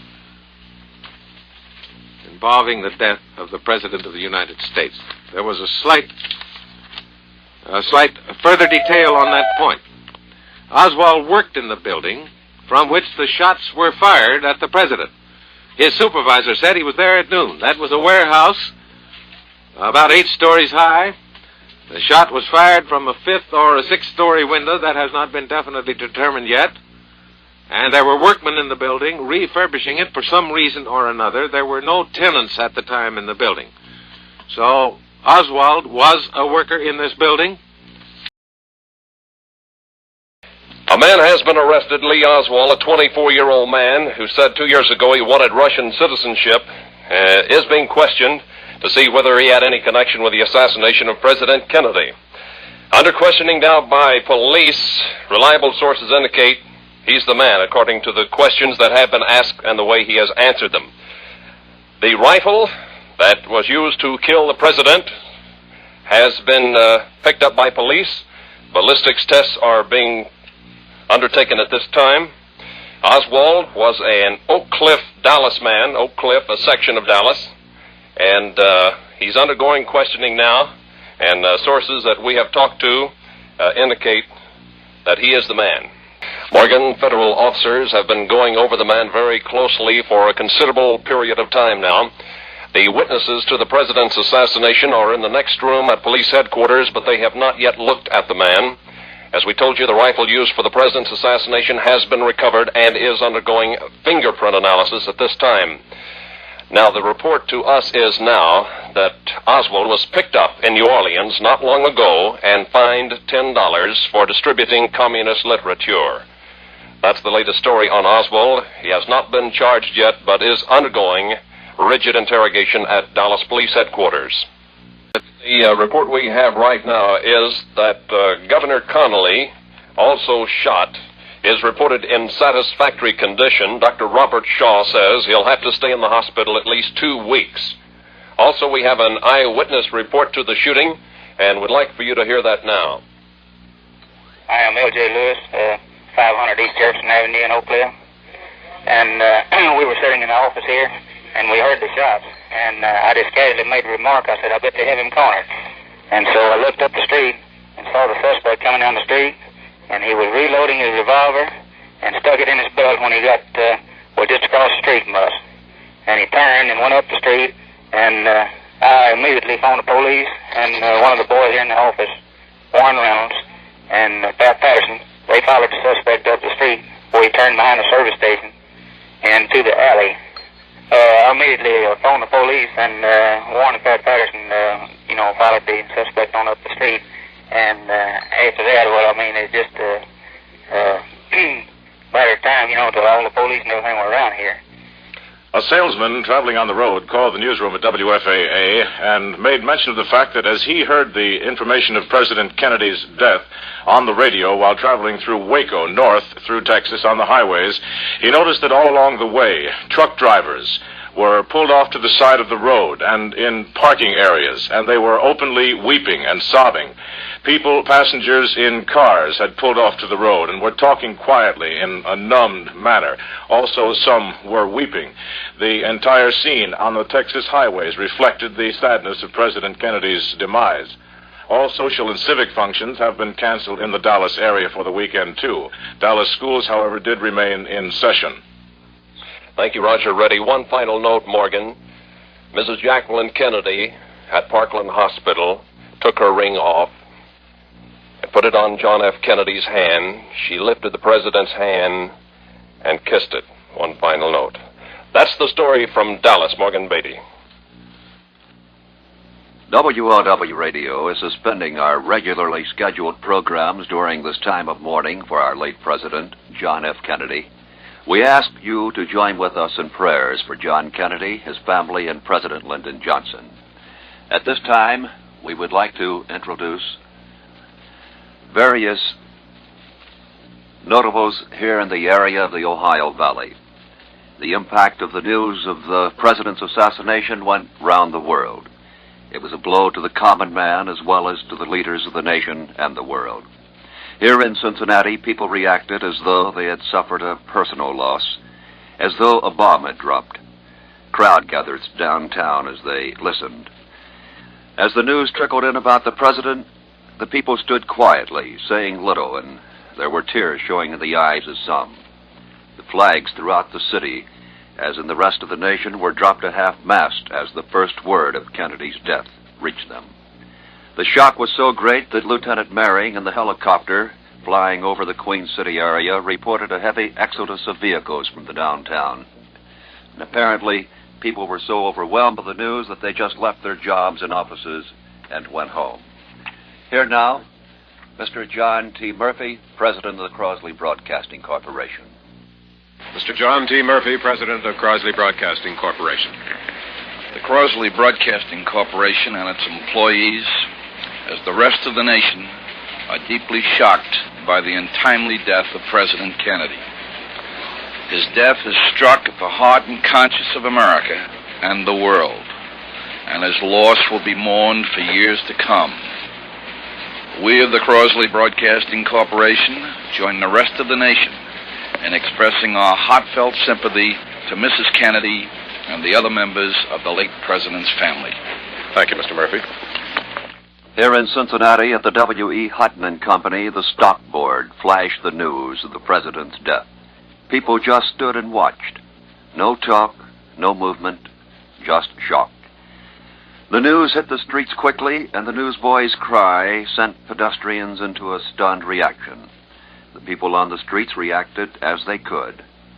Some could speak, some could not. Reaction from business, religious, and civic leaders was immediate, and regardless of political affiliations, their feelings were all the same: shock, sorrow, anger, and dismay. These were some of the many to express their feelings for WLW. Congressman Rich, Republican of the 1st District of Ohio. Congressman Rich, how did you feel when you first heard the news of the assassination? Well, I feel terrible. I can't realize yet that it's true. After all, President Kennedy was a world leader, the leader of the free world. He was our president, president of everyone. And I am so personally deeply distressed. I know the whole nation is, and I'm sure the whole world will pray for the safety of America. My deepest sympathy to the Kennedy family, one of the greatest families in Americans' history. Thank you, Congressman Rich. These words from the former congressman from Cincinnati, chairman of the Hamilton County Republican Committee, Mr. Gordon Shearer. Share what was your reaction to the death of the president? Well, it's almost unbelievable that a tragedy like this can happen in the United States today. I have no idea what diabolical forces were behind this assassination, but it demonstrates clearly how dangerous to our security one or two persons can be. I only knew the president slightly, but this brutal killing has completely upset me, Glenn. Thank you. From a prominent Cincinnati civic leader and president of the Kroger Company, Mr. Joseph Hall. Hall, what was your reaction to the death of President Kennedy? Well, it was unbelievable to me that in this country and in this day of age that this could happen. It has been my privilege to attend several meetings in the White House and to listen to our President discuss many of the serious and important problems.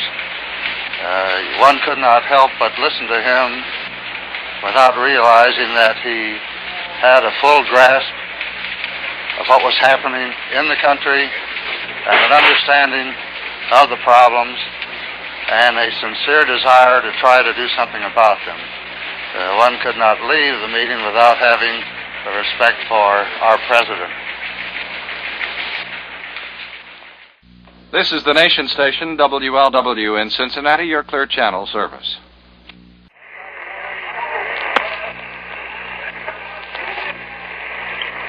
For me, it is a deep personal tragedy. I know that the world shares the sorrow that Mrs. Kennedy and her family bear. I will do my best. That is all I can do. I ask for your help and God's.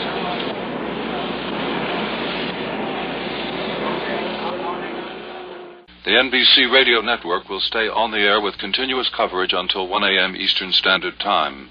We will resume broadcasting at 7:30 a.m. Eastern Standard Time Saturday tomorrow with continuous coverage.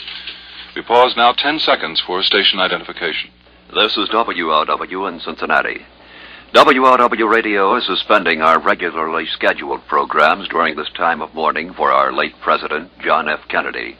We ask you to join with us in prayer for John Kennedy, his family, and President Lyndon Johnson. The body of assassinated President John F. Kennedy will lie in repose at the White House tomorrow to be viewed by mourning members of his family and high dignitaries of the government. The general public will not be admitted tomorrow. The White House announced tonight that the body, flown from Dallas with the same Air Force jet bringing the new president, Lyndon B. Johnson, to the nation's capital, will be on view from 10 a.m. until 6 p.m. Eastern Standard Time Saturday. The presidential plane also carrying Mrs. Kennedy and Mrs. Johnson of course, came into Andrews Air Force Base at 6:15 p.m. this evening. President Johnson, Speaker of the House John McCormick, next in succession, as we have said, to the presidency, and former residents and members of the executive branch holding presidential appointments will be in at 11, and other dignitaries will follow during the day. And this story from London, a group of 61 New York-bound airline passengers, almost all of them Americans, were about to board their plane in London tonight when somebody cried, "The president is dead." The passengers reacted with shocked disbelief to the news of President Kennedy's death. As they said, most of them were unable to believe this tragedy has happened, and this has been, of course, the general reaction the world over. In Washington, the stark gray Navy ambulance driving through the dark November streets bore the body of the slain president back to Washington for the last time tonight. Closeted in grief behind drawn curtains rode John F. Kennedy's widow, along with a group of his closest friends and associates. The route traveled from Andrews Air Force Base in nearby Maryland to Bethesda Naval Hospital, where the body will be held overnight. Speaker John W. McCormick announced that the dead president be taken to the White House tomorrow, and then, as we said, will lie in state in the Capitol for the public mourning all day Sunday. The official mourning, of course, will be tomorrow. On the arrival at Andrews, the bronze-colored casket of the assassinated chief executive was placed on a lift truck at a plane door by 4 of President Kennedy's aides, and flashes of bronze light glittered with a painful intensity from floodlights at the mournful scene. Now for a report on one of the officers who arrested the suspect, who was in on the arrest of the suspect. We switched to Bob Whitten at KCRA in Sacramento, California. What the first call that I got was that the president had been shot. The shot had come from the Texas School Book Depository at Elm and Houston Street. They sent me down there. I started in with a couple of deputy sheriffs. We were shaking the building. as well as a bunch of other officers, but one of these deputies and I were lucky enough to find the window where the shots were fired from, and also the 3 shells laying on the floor.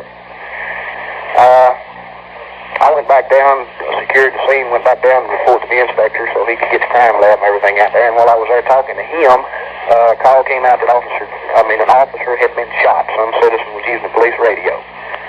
That call came out. The acting lieutenant in Oak Cliff and I were together, standing there talking to the inspector, and he ordered us, being that we had all the police in town pulled down there on Elm Street, he ordered us to leave this investigation of the president's shooting and go to Oak Cliff. We did. Got out there, the officer had already been picked up. We got a description of the suspect, started following his path as best we could. Had information that he was in one of 2 houses that were vacant over on East Jefferson. We went in over there and called for some more help to cover up the buildings and everything. Shut those down. He wasn't there, and then we got a report that he was in the library at Marsalis and in Jefferson. Where were these reports coming from, Jim? From people who had heard the description of the man. Then when we got to the library and found out that was another false alarm, the 3rd call came in that he had been seen entering the Texas Theater. Bob Barnett from the FBI and I went into the theater, and everybody else put it off outside. We started checking out the patrons in the theater. The movie was still going on. And on the 3rd one that McDonald started to approach, who was sitting in the 3rd row from the back in the center section, just as McDonald got to him, he jumped up and yelled, "This is it." And he struck McDonald in the face and grabbed for a pistol, which he had under his shirt. When he did that, Mac yelled, and all 7 of us got into a fight and finally got him subdued and handcuffed, or disarmed and then handcuffed. And we were then instructed by a captain to get him out of there and get him to Central Station as fast as we could. Incidentally, Paul Bentley was in on it with us. When we got him outside, I don't know whether the people in the neighborhood had just heard about the policeman's death or whether they had heard about, I'm sure they'd heard about the president's too. But there were some 600 to 800 people outside yelling, "Kill him," and this, that, and the other, and some more officers had to be pressed into service right quick that didn't actually have their hands on him to force the crowd back so we could get him in the car without anybody touching him. We brought him down and turned him and the pistol and everything over to Captain Fritz. The boy that we apprehended for shooting Officer J.D. Tippett is an employee of the book bindery where the shots that killed the president were fired from. He was seen on the floor below the window where the shots were fired some 15 minutes prior to the shooting. He was a former U.S. Marine marksman who defected to Russia in 1957 and returned to the United States approximately a year ago with a Russian bride, I understand. He did admit in the interrogation a while ago he was an active communist. He has not admitted the shooting of the president or the governor or the police officer, but a gun was found on the 6th floor where it had been hidden that I have been told, and I can't verify this either way, was made in Argentina. The man, I understand, has resorted to violence before and possibly shot another policeman somewhere.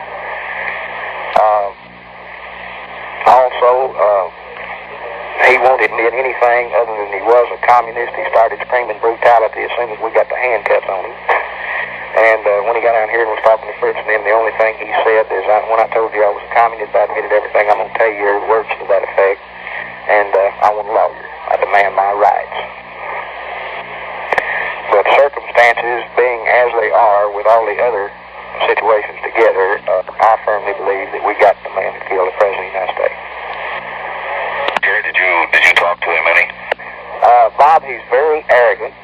We offered him an opportunity on the way to the station. We told him there were going to be a large number of photographers there, and we quite naturally, automatically, everybody thinks brutality when if you catch a cop killer, you know.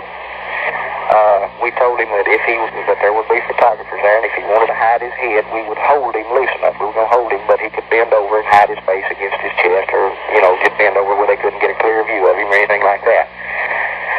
he refused to do. While he would not admit anything, he seemed very arrogant and proud of what was happening to him. Didn't show any sign of nervousness at all? Didn't show any sign of nervousness at all. Continually made threats against the officers all the way downtown, and I rode in the car with him about the brutality of his rights, and made the statement when we started questioning about killing the officer. He made a statement. He said, "I don't have to tell y'all anything."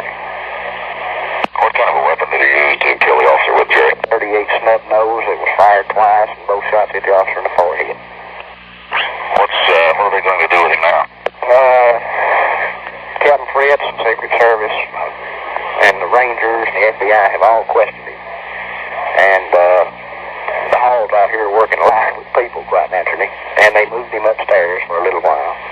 And I'm sure that later they'll bring him back down and interrogate him some more. But they wanted to go out to his house and check, find his car and all that stuff, and see, if they could find any more things that would tie him in. Understand that this is being done quite rapidly, and that some of the pieces are falling into place pretty good. You've heard the report of Jerry Hill, Officer Jerry Hill of the Dallas Police Department, who arrested Lee Oswald as a suspect in the shooting of the President of the United States, and you can read between the lines sufficiently to know it has meaning. And we have further word from Dallas, Texas, that Lee H. Oswald, the pro-Castro Marxist, admits now, finally, that the pistol used to shoot the policeman in the movie theater where he was captured was his. That is almost tantamount to an admission that he did shoot the policeman attempted. His arrest was attempted. He was, of course, arrested and taken to the police headquarters. And then he denied any part still in the assassination of the President of the United States. But there are indications from Dallas, very definite indications, that this man is going to be charged with a crime in a very short time, if he's not already charged. Let's go to Tom Perryman, station WFAA, again in Dallas. From here, Morgan, Officer Will Fritz, Captain Will Fritz of the Dallas Police Department, reports that Lee Oswald will be charged with the killing of Officer J.D. Tippit this afternoon. The shooting occurred a few miles from the point President Kennedy was shot to death. Oswald, the accused, was arrested near the theater, or at the theater in Oak Cliff, near where Officer J.D. Tippit was shot to death. And he will be charged with the death of Tippit. Fingerprints from the rifle that was taken from the warehouse are being studied at this time. Also, our reporters at the home of Oswald reports they found a great deal of communist literature in his room. That's the story from here, Morgan. Well, can you fill us in a little bit, Tom, on one point that we haven't cleared up at all? Now, there were these two officers, Jerry Hill and McDonald, at the theater. That was the making of the arrest, and McDonald was hurt in the scuffling. And now about Tippit. We are not clear as to exactly where Tippit was shot. Now, this man admits that he owned the gun that shot Officer Tippit to death. Where was Tippit shot, and wasn't it before the two officers, sometime before the two officers, say like a matter of minutes or something, captured him in the theater?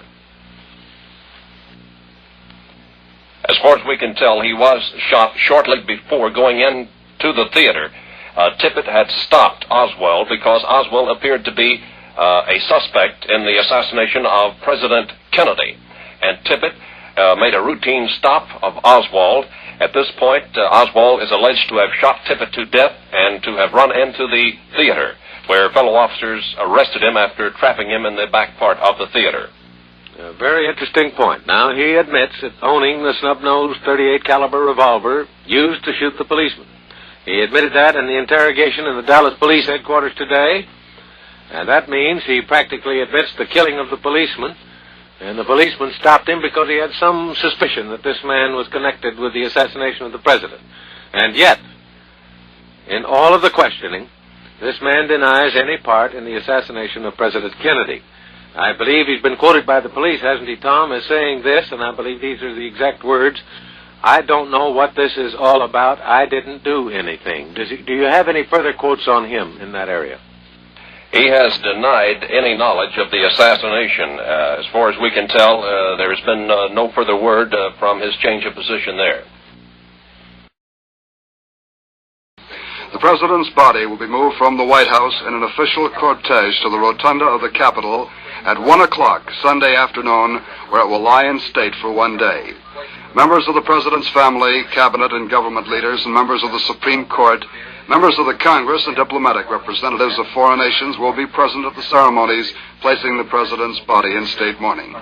The public will be permitted to file past the bier in the rotunda shortly after its arrival on Sunday and until 9 o'clock Sunday night, and from 9 until 10 o'clock Monday morning. The body will then be moved at 11 o'clock Monday morning to St. Matthew's Cathedral here in Washington for a pontifical requiem mass at 12 noon. The mass will be celebrated by His Eminence Richard Cardinal Cushing, Archbishop of Boston. Seating arrangements for the mass will be assigned by the White House. There is still no indication of where the president will be buried, but it's assumed that he will be buried in the newly acquired presidential plot in Brookline, Massachusetts. Burial is expected to be Monday afternoon. This is Robert Gorelski, NBC News, reporting from the White House. And now, if we may get ahead of the sad funeral preparations, which are now completed with military precision. The military are in charge of such matters in Washington by a recently passed congressional law.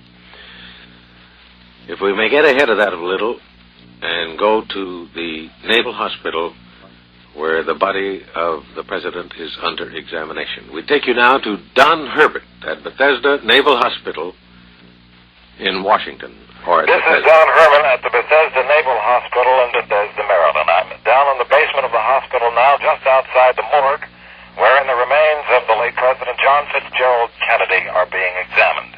The length of time the autopsy will take is not yet known. The President's personal physician, Admiral Berkeley, and other physicians here at the hospital are in attendance. The extent of the autopsy's time, as we say, is not yet known. However, arrangements have been made by the Army for Navy vehicles, 3 Navy vehicles, to transport the remains of the late President to Gawler's funeral home here in the district in Washington. And at the same time, an honor guard of 4 Marines will be accompanying the remains following the autopsy. Elsewhere in the hospital, at the front entrance, still hundreds and hundreds, perhaps several thousand people, it's hard to estimate at this point, are gathered in front of the main entrance awaiting Mrs. Jacqueline Kennedy, Robert Kennedy, and Sergeant Shriver's exit from the hospital. They entered the hospital shortly after 7 o'clock and have been there a little over an hour and 15 minutes. They're awaiting, the crowd is awaiting these 3 leaving the hospital. They'll be entering a line of limousines that are patiently lined up in front of the hospital, all dutifully performing their tasks. The drivers of the car, the Marines, the doctors, all the hospital personnel here performing jobs that they normally wouldn't perform. They have never been asked to perform under this amount of pressure in a lifetime. The latest word on the remains of the late John F. Kennedy is that the autopsy is now being performed. When it is finished, the remains will be taken to Gawler's funeral home in Washington, D.C. This is Don Herman reporting from the Bethesda Naval Hospital in Bethesda, Maryland. The police of Dallas, Texas know exactly where the gunman who slew President Kennedy hid in ambush. They're questioning a suspect who was on the scene at that time. That's the word. Lee Harvey Oswald is the man, the same man they've got under arrest right now in Dallas Police Headquarters. Captain Will Fritz of the Dallas Police Homicide Department says it has been established that Oswald had been in the building from which the shots were fired at the president at the time they were fired. This man, as we've previously learned, had worked in this building. It was a warehouse, a storage point for school textbooks. And it was unoccupied at the time. It was undergoing some sort of repair or refurbishing or extension. And Oswald got himself a job in that warehouse. And his supervisor, whom he's been working with for some days or weeks, his supervisor told the police that at noon, Oswald was in the building. Now it has been established by others that Oswald was not only in the building at noon, when his supervisor saw him, but he was in the building at 12:30 when the president was shot. And now we've established that the shots came from the 5th floor, not the 6th floor. It's a 6-story building, all right. The shots were fired from a 45-degree angle. The assassin was 100 yards from the president. His view was unobstructed. He used that .30 caliber rifle with telescopic sights. Now, there's been some doubt about that. Some say a Mauser German rifle had been used to shoot the president. Now, we are informed it was a .30 caliber rifle with telescopic sights. It can be noted, I think, fairly, that Lee Harvey Oswald was a sharpshooter in the Marines. He had become a marksman. The police report they found the rifle that did the execution, or the assassination. It was partly hidden behind some books. It's a bolt-action model believed to be of Italian make. Now, that's a .30 caliber rifle of Italian make. Also found were 3 spent cartridges, as we reported before. And, again, repeating our previous reports, there were scraps of fried chicken around. It looked as if Oswald had been in the building for some time.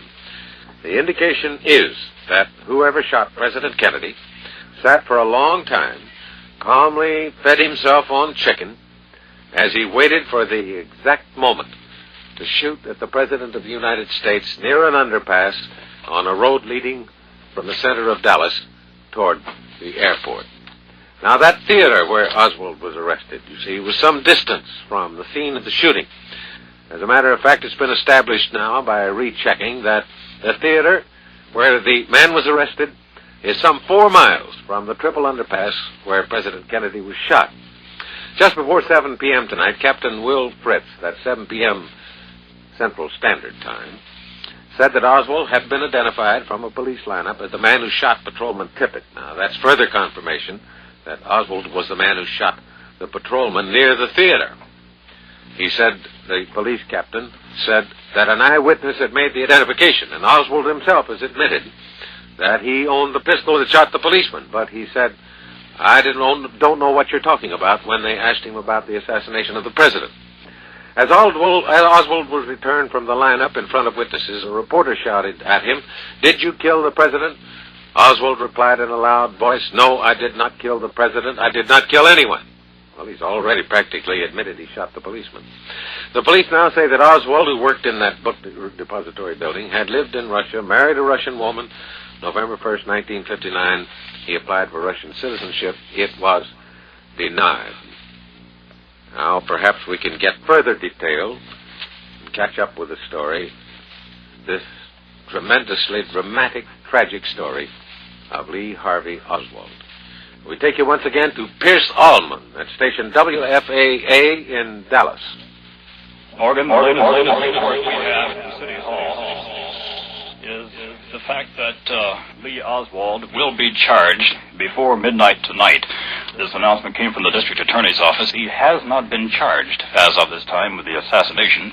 He has definitely been charged with the murder of the patrolman. But this word is that he will be charged, and the charge will read roughly like this: that H. Lee Oswald did, willfully and with malice aforethought, kill one John F. Kennedy as a part of an international communist plot. So then we're left to conclude without any doubt that the district attorney of Dallas believes there is a plot. A plot means more than one. So they must suspect very definitely that more than one person is involved in the assassination of the President of the United States, and certainly in the murder of the policeman. Is that about all you have there at this time? That's it, Morgan. Right up to this moment, we will be in touch. With WFAA and its very able staff later. And now we have a revised version of the capture of the suspect in the president's murder. The details of how Lee H. Oswald, or H. Lee Oswald, Lee Harvey Oswald, was apprehended. We now have it as a certainty, a police report. And Patrolman J.D. Tippett, this is an informal police report, not one of their official documents.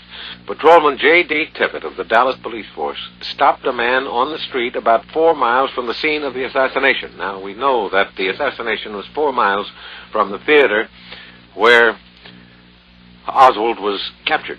So that means he was very close to the theater when this happened. The man drew a gun and shot Tippett. Then he fled as neighbors notified the police. A few minutes later, the cashier of the Texas Theater, 5 blocks from where the patrolman had been killed, telephoned Dallas Police Headquarters that a man had run into the theater. His description matched that of Tippett's killer. 4 policemen were dispatched to the theater. The movie was in progress, but only a dozen or so people were there. An usher led Patrolman M.N. McDonald to where Oswald was sitting. The man jumped up and said, "This is it." That's Oswald said that. He pulled out a snub-nosed revolver and tried to shoot McDonald, but the gun misfired. The 4 officers all jumped on him. He fought wildly until they had handcuffed him and dragged him to a car. Previously, our reports were that 2 officers had jumped the man. Well, apparently they smothered him with 4. Now, Oswald has confessed to the police that he owned the gun that shot Patrolman Tippett. So the 4 miles are yet to be accounted for, and we have the mystery of the plot. Was he alone? Were others with him? We take you now to Tom Pettit, NBC News in Dallas. Dallas Police Chief J.E. Curry says 24-year-old Lee Oswald now is being questioned about the killing of President Kennedy. Chief Curry says Oswald denies the murder, but says he is, quote, a very good suspect. When transported in front of cameras and reporters a few moments ago, the suspect, Oswald, shouted, "They're holding me because I was in the Soviet Union. The police won't let me have legal representation." Within the hour, Oswald has been charged with the murder of police officer J.D. Tippett, but according to police here now, he still steadfastly denies killing President Kennedy. The questioning at this hour continues. Tom Pettit, NBC News at Dallas Police Headquarters. President Johnson, we hear from Washington, has arrived at his home just outside of the city. We take you now to Nancy Dickerson, at President Johnson's home in Spring Valley, Washington. President Lyndon Baines Johnson just arrived home at his estate here on the outskirts of Washington in the Spring Valley section. He was preceded by a motorcycle caravan. His entourage whipped up the hill leading to the Elms, which is the name of his estate. There were something like 7 motorcycles that preceded him, several Secret Service men. The regular Secret Service car was right behind. You could see guns. This is something not normally in sight when you see Secret Service men protecting the president. The president, Mr. Johnson, sat on the outside of the car. He looked weary, but he raised his hand to wave acknowledgement as he drove up the driveway. Seated next to him in this crowded car was William Moyer. This is the deputy director of the Peace Corps now, but in the past, Bill Moyer has been the president's aide. He was with him all during the campaign. President Johnson has now arrived home. He's inside. The place is surrounded by Secret Service people, and as always happens in tragedies of this case, the reporters, the telephone company, everyone is here trying to install equipment so that broadcasting can take place from the home. The neighbors are standing around, they're watching. There is much excitement, but there is a subdued shock treatment. It's a sense of reverence as the people stand around wondering what next. This is Nancy Dickerson of NBC News in Washington at President Lyndon Johnson's home. The White House is all but empty tonight. President Lyndon Johnson, who arrived here just 4 hours after President Kennedy was assassinated, worked until a few minutes ago in his vice presidential offices on the 2nd floor of the Executive Office Building across the street from the White House. He is now in his own home in the district to spend the night. The widow of the slain president, Mrs. Jacqueline Kennedy, and his brother, Attorney General Robert Kennedy, are reportedly spending the night at Bethesda Naval Hospital, where the coffin bearing President Kennedy's body was taken. There is no word on where the Kennedy children are at this hour. There is uncertainty whether or not the coffin will be brought to the East Room of the White House tonight or tomorrow. A presidential aide says that it will remain at the hospital all night, but a priest from St. Matthew's Cathedral, where a pontifical requiem mass will be held Monday, said the casket will be brought to the White House sometime after midnight. It will be on view tomorrow for members of the family, President Johnson, cabinet members, and other high-ranking officials of the government. Arrangements for the funeral are being handled by the Director of the Peace Corps, Sergeant Shriver, the late President's brother-in-law. For tomorrow's viewing, the casket will be flanked by 2 silver candle holders and by a kneeling rail. 3 busloads of an all-service honor guard in dress uniform have arrived at the White House, presumably to stand guard at President Kennedy's casket when it arrives. Before President Johnson left, the White House announced that he will meet with Secretary of State Dean Rusk at 9:30 tomorrow morning and with former President Eisenhower at 11 o'clock tomorrow morning. President Johnson also discussed with FBI Director J. Edgar Hoover the investigation of the assassination. He also talked with a doctor attending Governor Connally of Texas, who was wounded by the same sniper who killed the president. The governor's condition was reported as good. Earlier, President Johnson conferred with security officials with Defense Secretary McNamara and with McGeorge Bundy, a White House security advisor. He also met with legislative leaders who assured him of bipartisan support. Here at the White House now, crowds are still waiting across the street on Pennsylvania Avenue, waiting as though they still didn't believe the terrible news. This is Richard Valeriani, NBC News, at the White House in Washington. NBC's Tom Pettit is in Dallas. On the latest in connection with the police activities there, we go now to Tom Pettit in Dallas. Dallas Police Chief J.E. Curry says, "I believe we have the right man." He is discussing 24-year-old Lee Oswald, prime suspect in the assassination of President Kennedy. Questioning of Oswald has been suspended briefly while paraffin tests are run to determine if he is linked with the rifle believed to be the murder weapon. Oswald earlier was charged with the murder of police officer J.D. Tippit, who had gone to apprehend Oswald.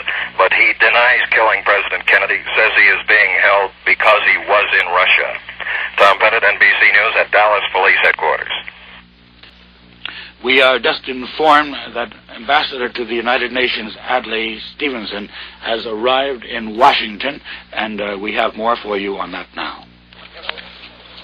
Well, the obsequies and these ceremonies will take place tomorrow. And I said this afternoon in New York that I thought that the tragedy of this day is beyond any instant comprehension. And all of us who knew him will bear the grief of his death until the day of ours. And all men everywhere who love justice and freedom and peace will bow their heads. At such a moment, one can only turn to prayer. Prayer to comfort our grief, to sustain Mrs. Kennedy and his family, and to strengthen President Johnson and to guide us in time to come.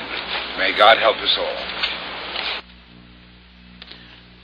And the voice you undoubtedly recognize as that of Adlai Stevenson.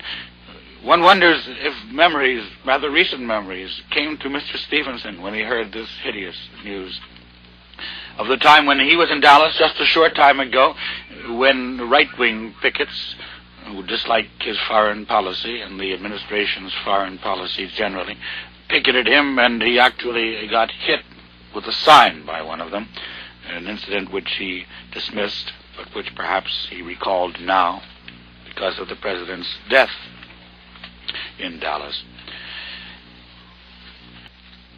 The NBC radio network will stay on the air with continuous coverage until 1 a.m. Eastern Standard Time.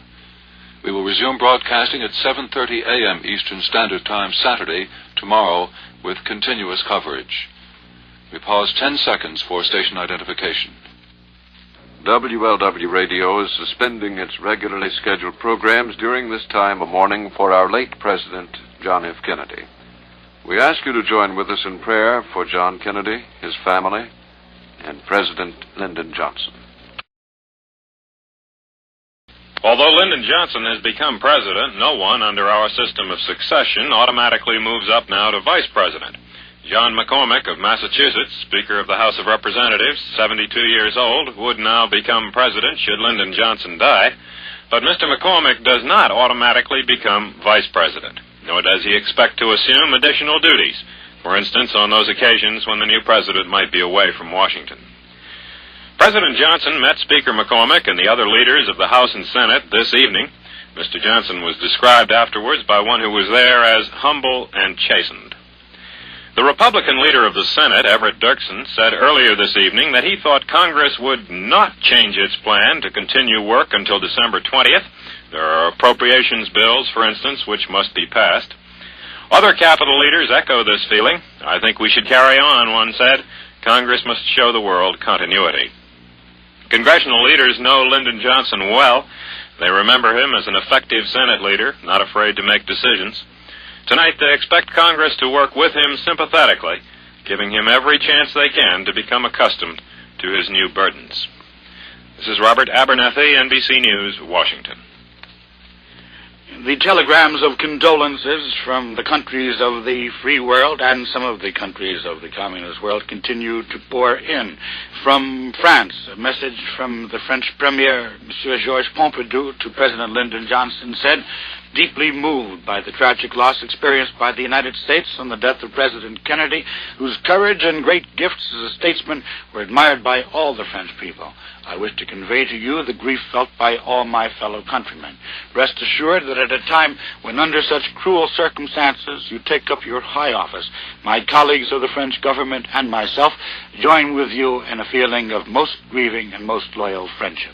Everyone, you get the feeling, searches for words to try to find them, to try and find the right ones, to show the strength of our feelings. Everyone all over the world, and it's extremely difficult, but the feelings are all there. A telegram to Mrs. Kennedy from General Douglas MacArthur said, I realize the utter futility of words at such a time, but the world of civilization shares the poignancy of this monumental tragedy. As a former comrade in arms, said General Douglas MacArthur, his death killed something within me. And of course, General MacArthur was the supreme commander, a man of great renown, and during the World War, at the time when the former president was a rather minor lieutenant junior grade in charge of a PT boat. The governor of New Jersey, Governor Hughes, a Democrat, also had a reaction to this tragedy. Let's hear that now. I share with my countrymen today a shock and grief which defies description. A young and fearless American has died in the service of his country, even as many years ago his body absorbed the wounds of battle in the name of freedom. Now John Kennedy belongs to history, and his courageous spirit joins the fellowship of those who never flinched in the doing of right and in the search for justice. May God bless him and his family and the America he loves so deeply. To President Johnson, now assuming the burdens of an office on which rest the hopes of all humanity, go the prayers and dedication of every one of us. Just in this information, President Kennedy's body will be brought from Bethesda Naval Hospital to the White House sometime during the night. This, according to Acting Presidential Press Secretary Andrew Hatcher. The body will lie there in repose on a platform called a catafalque, similar to the one, in fact, which was used for President Lincoln, who fell to an assassin's bullet in 1865. Mr. Hatcher said the body now is in the care of Gawler's funeral home. Undertakers of this establishment are preparing the body for burial at the Bethesda Naval Hospital, according to Mr. Hatcher. Speaking of the White House, we have some information from there concerning the new president and the problems he faces and the other problems attendant. From NBC's Richard Valeriani, we join him now at the White House. The White House has just announced that the body of President Kennedy will be brought sometime tonight to the East Room of the White House, where it will lie in repose through tomorrow. There it will be viewed by the new president, Lyndon Johnson, members of the late president's family, and other high-ranking officials of the government and diplomatic representatives in the Capitol. The White House said that the body will rest on a raised platform, a catafalque, similar to the one used for President Abraham Lincoln, who was also assassinated about 100 years ago. An honor guard will be in continuous attendance. The catafalque will be flanked by 2 lighted candles. The coffin containing President Kennedy's remains is now at Bethesda Naval Hospital. That is where the widow, Mrs. Kennedy, is spending the night. She will return to the White House in the morning. These other bits of information became available just a short while ago. The White House said that for the time being, President Johnson will work in the more familiar surroundings of his vice presidential offices in the Executive Office Building across the street from the White House. The 6 cabinet members who were on their way to Japan for economic talks and then turned around when they heard of the president's assassination are now scheduled to arrive shortly after midnight in Washington. They'll view the body in repose tomorrow, and Secretary of State Dean Rusk is scheduled to meet with the new president at 9:30 in the morning. This is Richard Valeriani, NBC News, at the White House in Washington. Other news in connection with the shooting and in connection with the world and its reception of the news. Texas Governor John Connally, who was wounded today during the assassination of President Kennedy, is now described as being in good condition. A spokesman at the Parkland Hospital in Dallas says the governor still does not know the president is dead. Governor Connally underwent a 4-hour chest operation after he was wounded this afternoon. An aide says he came to and asked for his wife, and then he asked her about their children. Doctors report the governor is, quote, mentally alert and comfortable, although he has not yet asked about Mr. Kennedy. The bullet which wounded him entered his right shoulder and then emerged through his chest. We moved and a cut lung repaired. But again, we repeat this one piece of good news that the governor of Texas, Mr. John Connally, is described by medical spokesman as being in good condition. Funeral details are being handled by a private Washington undertaker, Joseph Gawler's Sons, Incorporated. At 4:25 this afternoon, this firm was requested to prepare the president's body. Tonight, 4 men from Gawler's went to the Bethesda Naval Hospital, where the president's body was taken from the airport. With them went a mahogany casket and a so-called church truck, a support for the casket. Specific arrangements have at no time been firm. It had been thought that the president's body would be brought to the funeral home en route to the White House. 24 Washington policemen were detailed to the home. So was a 5-man honor guard, 1 enlisted man each from the Army, Navy, Air Force, Marine Corps, and Coast Guard. Their job would have been to guard the room in which the president's body might have lain. But now that plan has been changed. The president's body, professionally prepared, is now expected to be taken directly to the White House tonight. At the funeral home, the honor guard waits to be told to go home, and on the lighted board on which are written the names of those for whom the home is arranging funerals, there is written in crayon in this order: Mrs. Detmer, Mrs. Farnham, President Kennedy. This is Robert Abernethy, NBC News, Washington.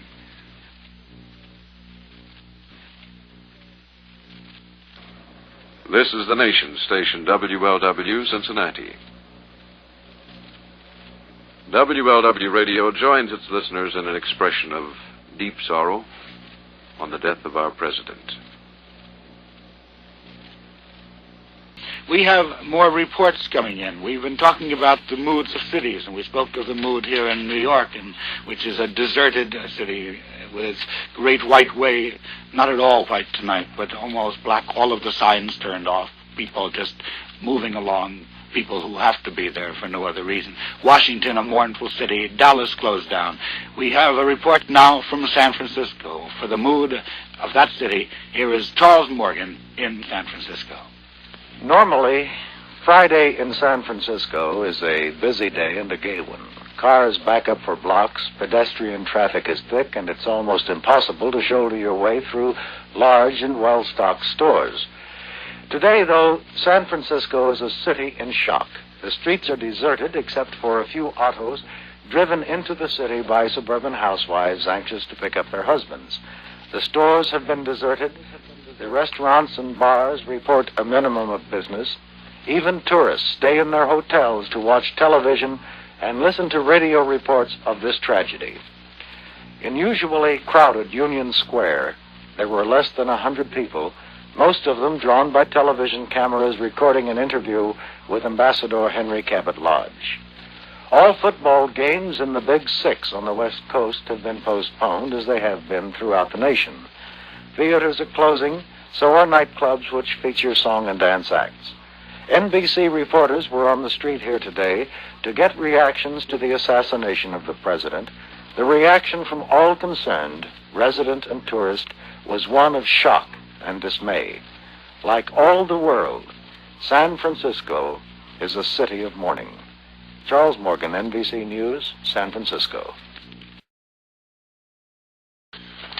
And now, ladies and gentlemen, if I may, a hard lead wrap-up to refresh our minds on the main factors of this tragic, important, historic event. From Dallas, Texas, a hidden gunman assassinated President Kennedy with a high-powered rifle today. 3 shots reverberated. Blood sprang from the president's face. He fell face downward in the back seat of his car. His wife clutched his head and tried to lift it. She cried, "Oh, no." Half an hour later, John F. Kennedy was dead, and the United States had a new president, Lyndon B. Johnson. Within the hour in Dallas, the police had arrested a 24-year-old man after a Dallas policeman had been killed.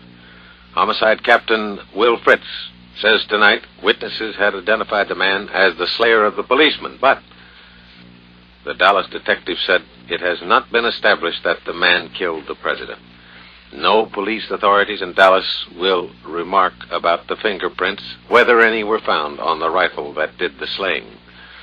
The man under arrest is Harvey Lee Oswald, or Lee Harvey Oswald of Fort Worth. 4 years ago, he left the United States, applied for Russian citizenship. For reasons unknown to us, it was not granted. He returned to the United States with a Russian wife. They had 2 children. Oswald at first denied he had shot anybody. Later he admitted that he had owned the pistol that shot a policeman near a theater where he was arrested in the suburbs of Dallas. And in Washington, to complete briefly our wrap-up of the report, Lyndon B. Johnson assumed the burdens of the presidency tonight and immediately won a pledge of bipartisan cooperation from congressional leaders in the dark days to follow President Kennedy's assassination. The new president took over with an appeal for the help of God and the American people. He held a mid-evening meeting with House and Senate leaders of both parties after conferring with several leading administrative officials. Mr. Johnson was only a few cars back when an assassin's bullet felled his predecessor in Dallas, Texas.